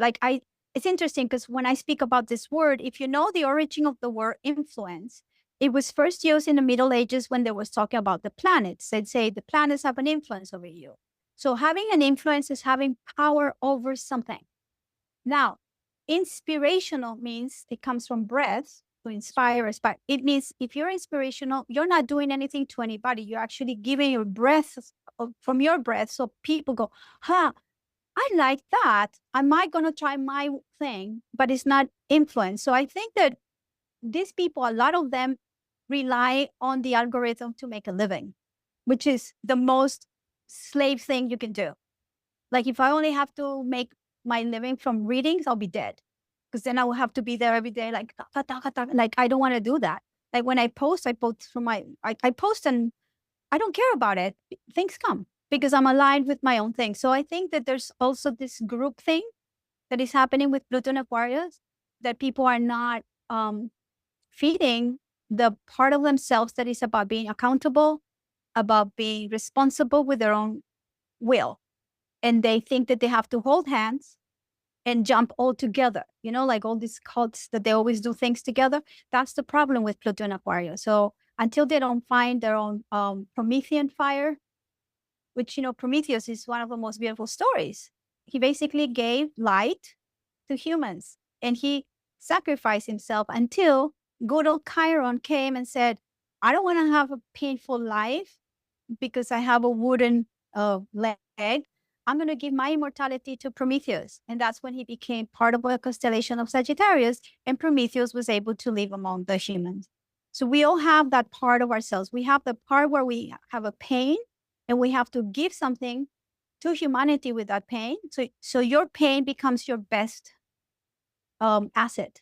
So when you get your Chiron return, you're still very young, but when you get it, especially you, Joel, if you're a 6'2", when you're 50, that Chiron is going to be, wow, like become fully your biggest, like, I don't want to say weapon, but tool in your life. Yeah. I love this conversation. Oh, thank you. Me too. I knew, same here. I knew it was going to be great, once we first connected, and like seeing the things that you're into and the people that you're connected with. And like, you brought up Mark Jones and Tiziano, and like, this is our world, and I just love it. I'm just so grateful to connect with you. I love that you have some history in Greece too. Yeah. I think our audience is going to get a lot of value from this conversation. So. And just, don't be afraid to be yourself. I think we need to be more courageous, and courage is a word that comes from the heart. If you have heart, you can get anything. So connect to that energy and do what is really making you feel passionate, because everything comes along. Everything, money, everything comes. The ultimate form of courage is to be oneself. Like 100%. What is courage beyond that? Yeah.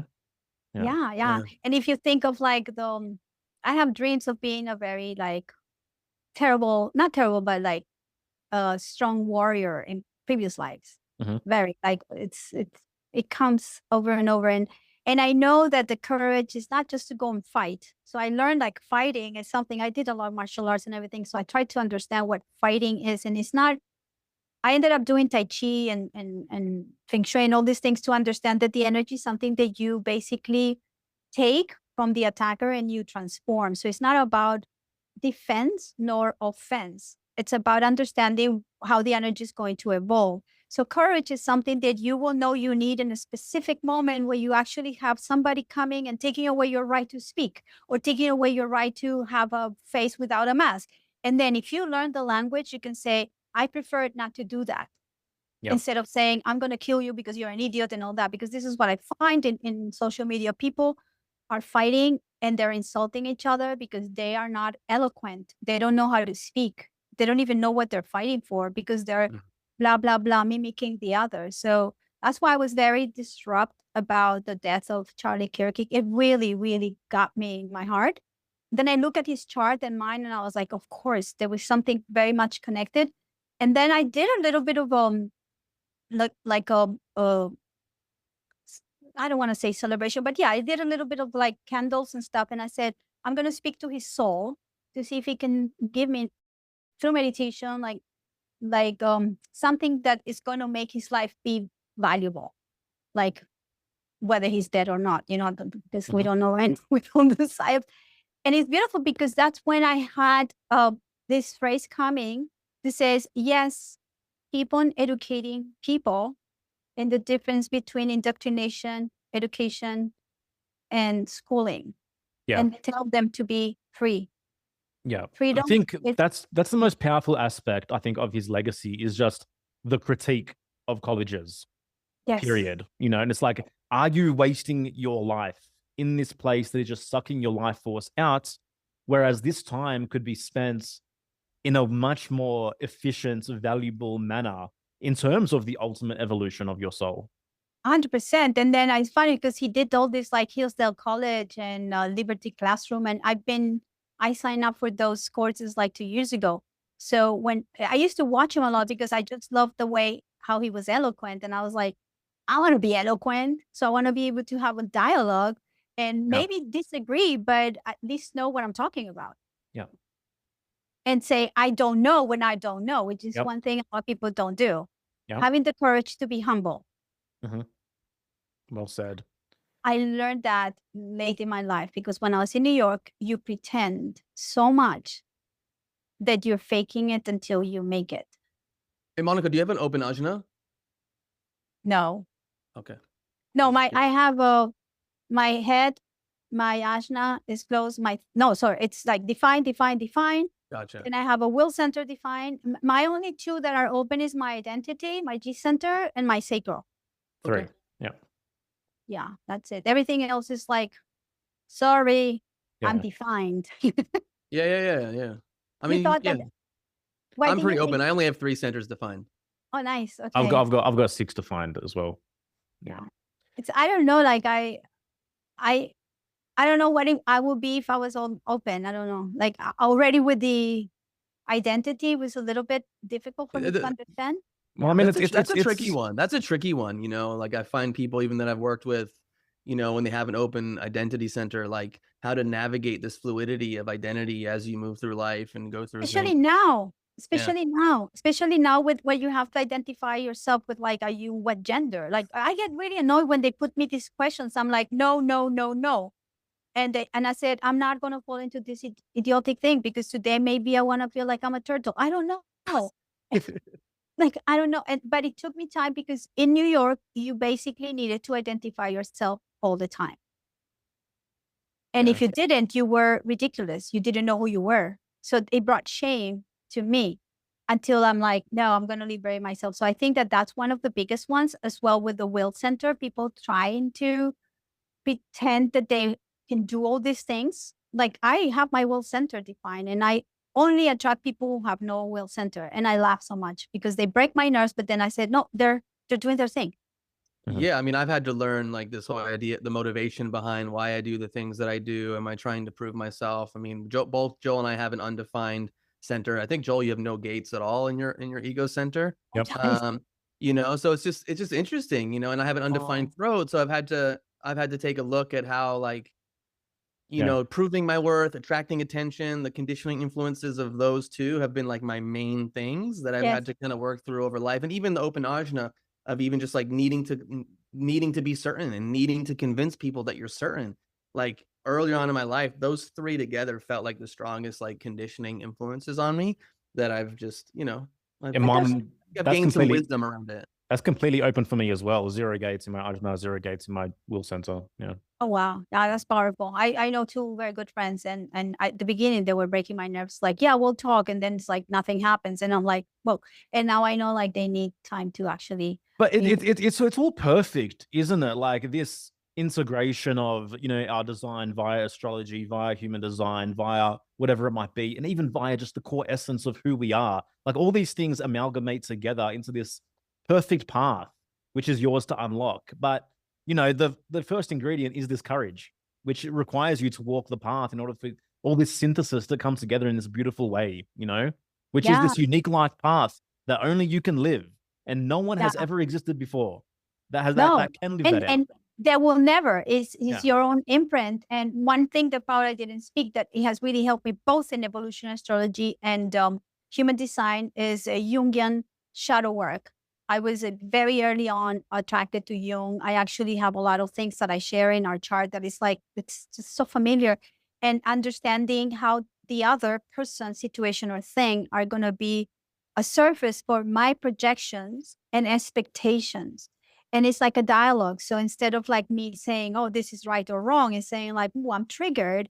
What is it that I'm triggered about that is coming my way to show me another way, like evolution? Because the third way is evolution. That's why we're so much embedded in this third dimension is bringing us a possibility to evolve. If we were in the other dimensions, we wouldn't evolve. So it's very beautiful place to be empirical and make mistakes. Exactly. All of them. The younger, the better. Touch all the buttons. Be the Roomba in your house. Boom, boom, boom. Like But I mean, that's what it is, like conjecture and criticism, like trial and error, like iterates. Like, how else do you learn? How else do you get better? How else? Like, you have to be willing to fail. You have to be willing to make mistakes. You have to be willing to be the fool time and time again. Like, if you want to be the master, learn how to be the fool gracefully. Yes, 100%. Are you what are you, a 5-1, Gerasimov? I'm a 5-1, emotional. Yeah. Okay. Oh, he's Single definition. okay. Beautiful. Yeah, because Joel is still in the. You're in the. He's on in the the second roof right phase. now. In the Yeah, second just phase, re- which just is the recently. best when you're like your own thing. Hmm. I think that's so beautiful. Human design is perfect. Yeah. Well, I just All right. think it's been a cool system. I've definitely enjoyed it, but we've talked about it, and Yeah.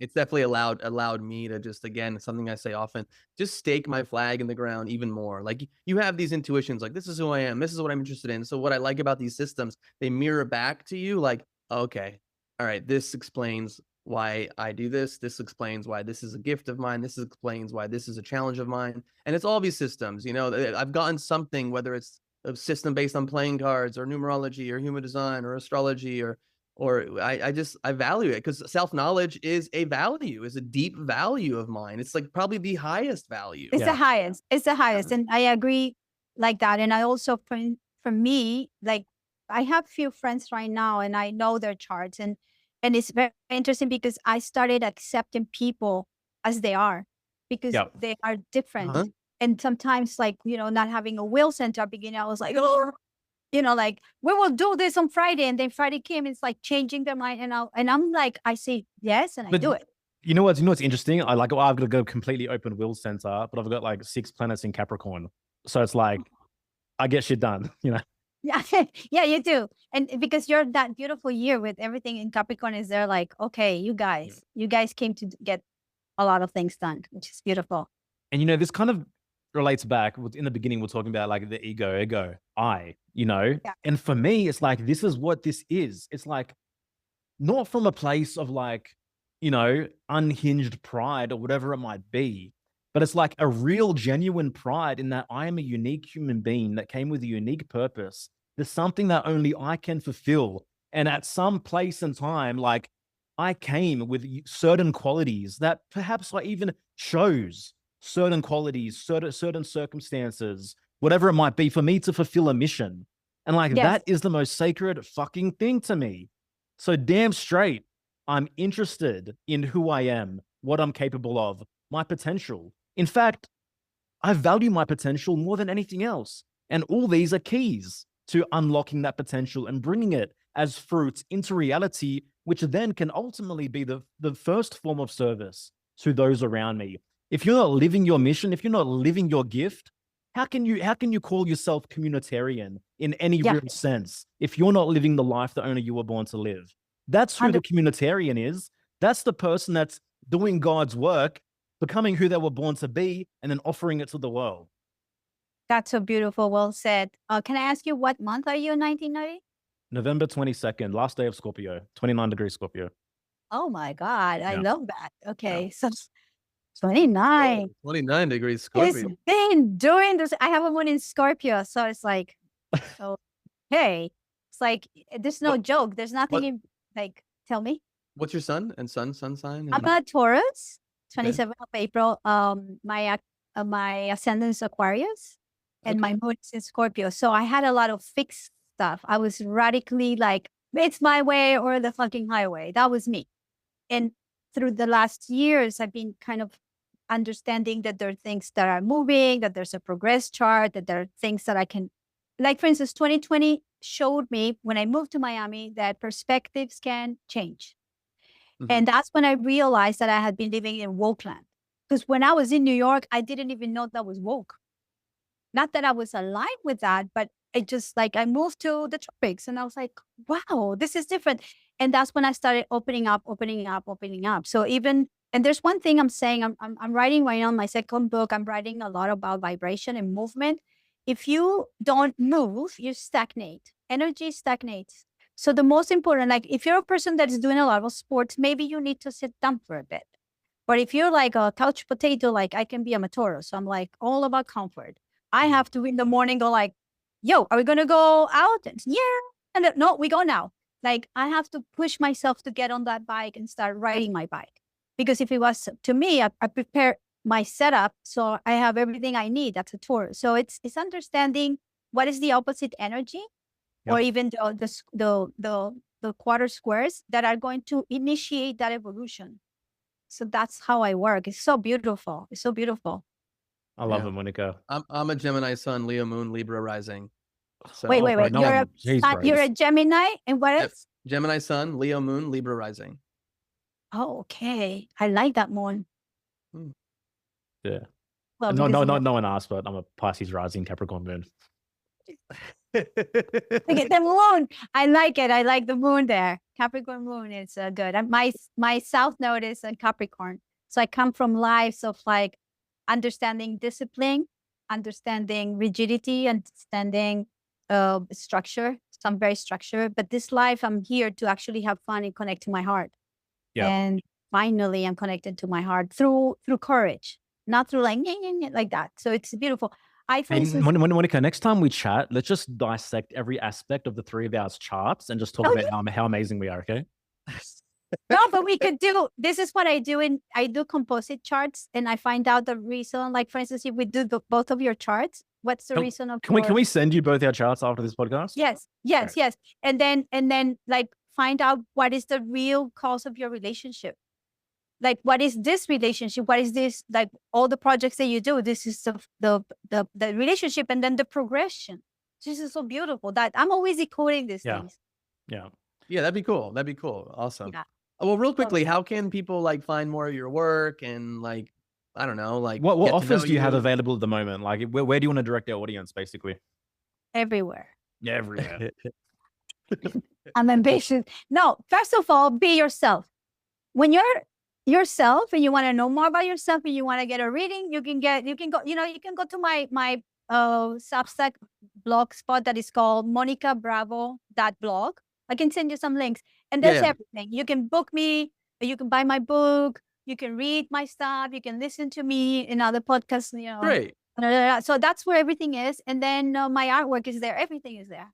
Great. Yeah, send us that link, and maybe we have it, but send it to us, and then we'll have that in the show notes. And I'm just I love this. I love this too. This feels like this meant to happen. Don't you reckon?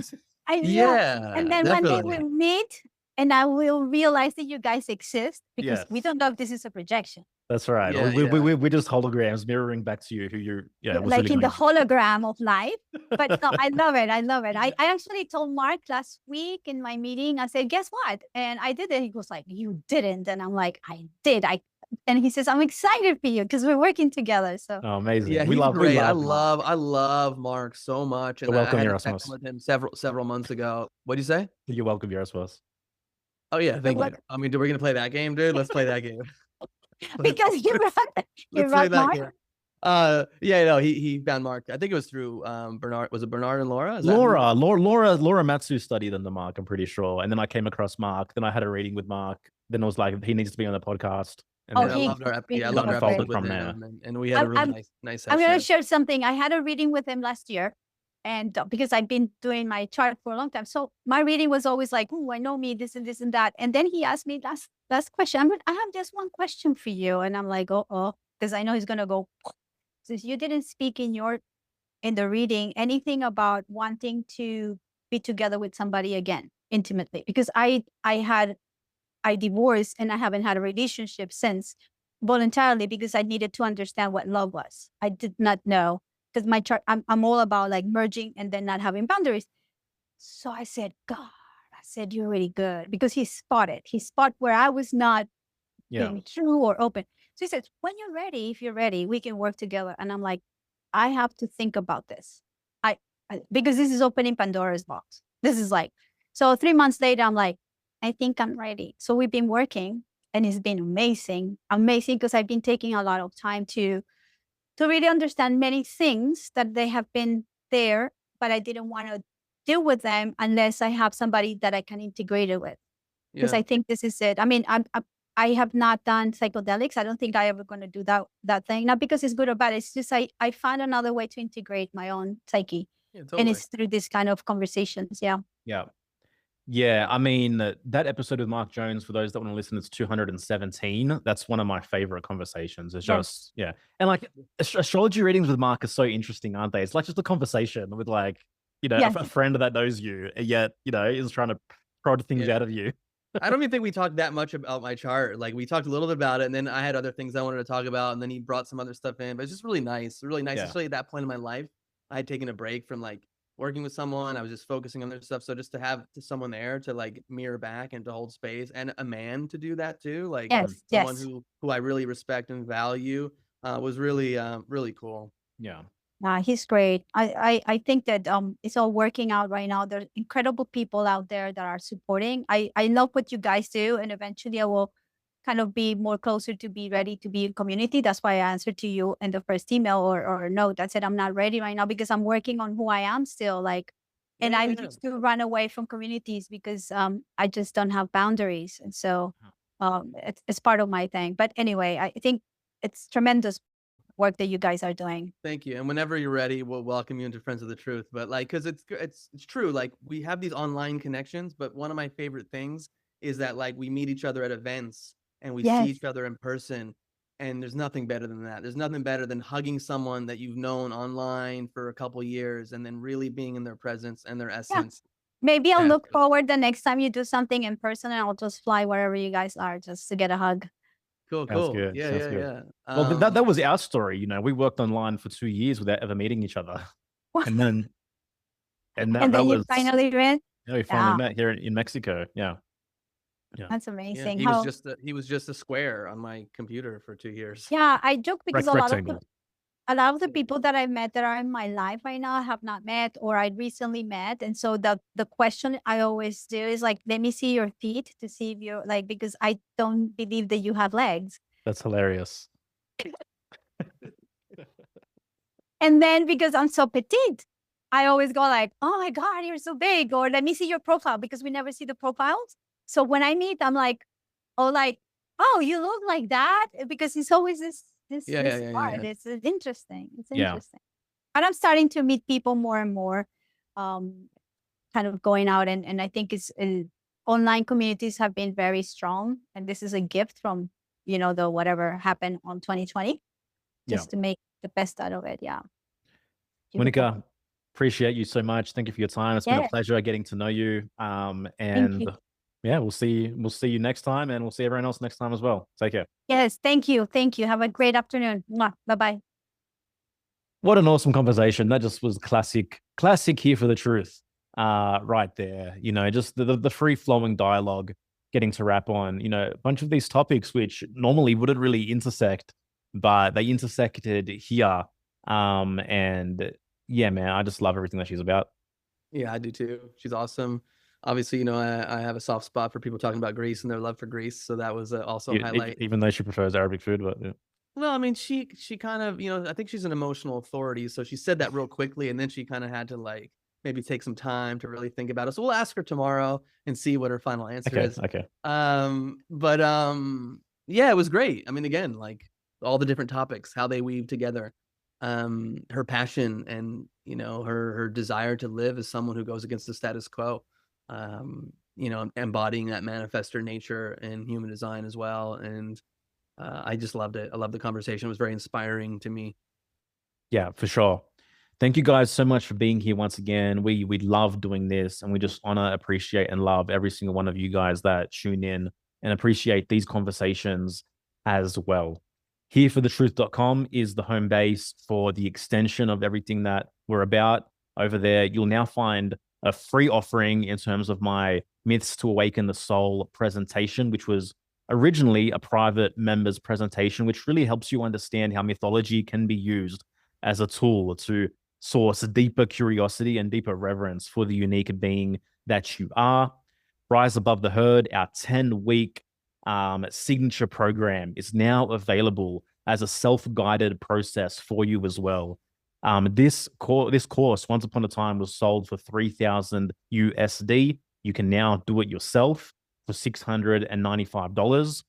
If you become a member of Friends of the Truth, you can deduct another 15% of that. So we do welcome you into our world to claim numerous offers on top of everything else that you get as a benefit of being a member of our community as well. So hereforthetruth.com, go nuts.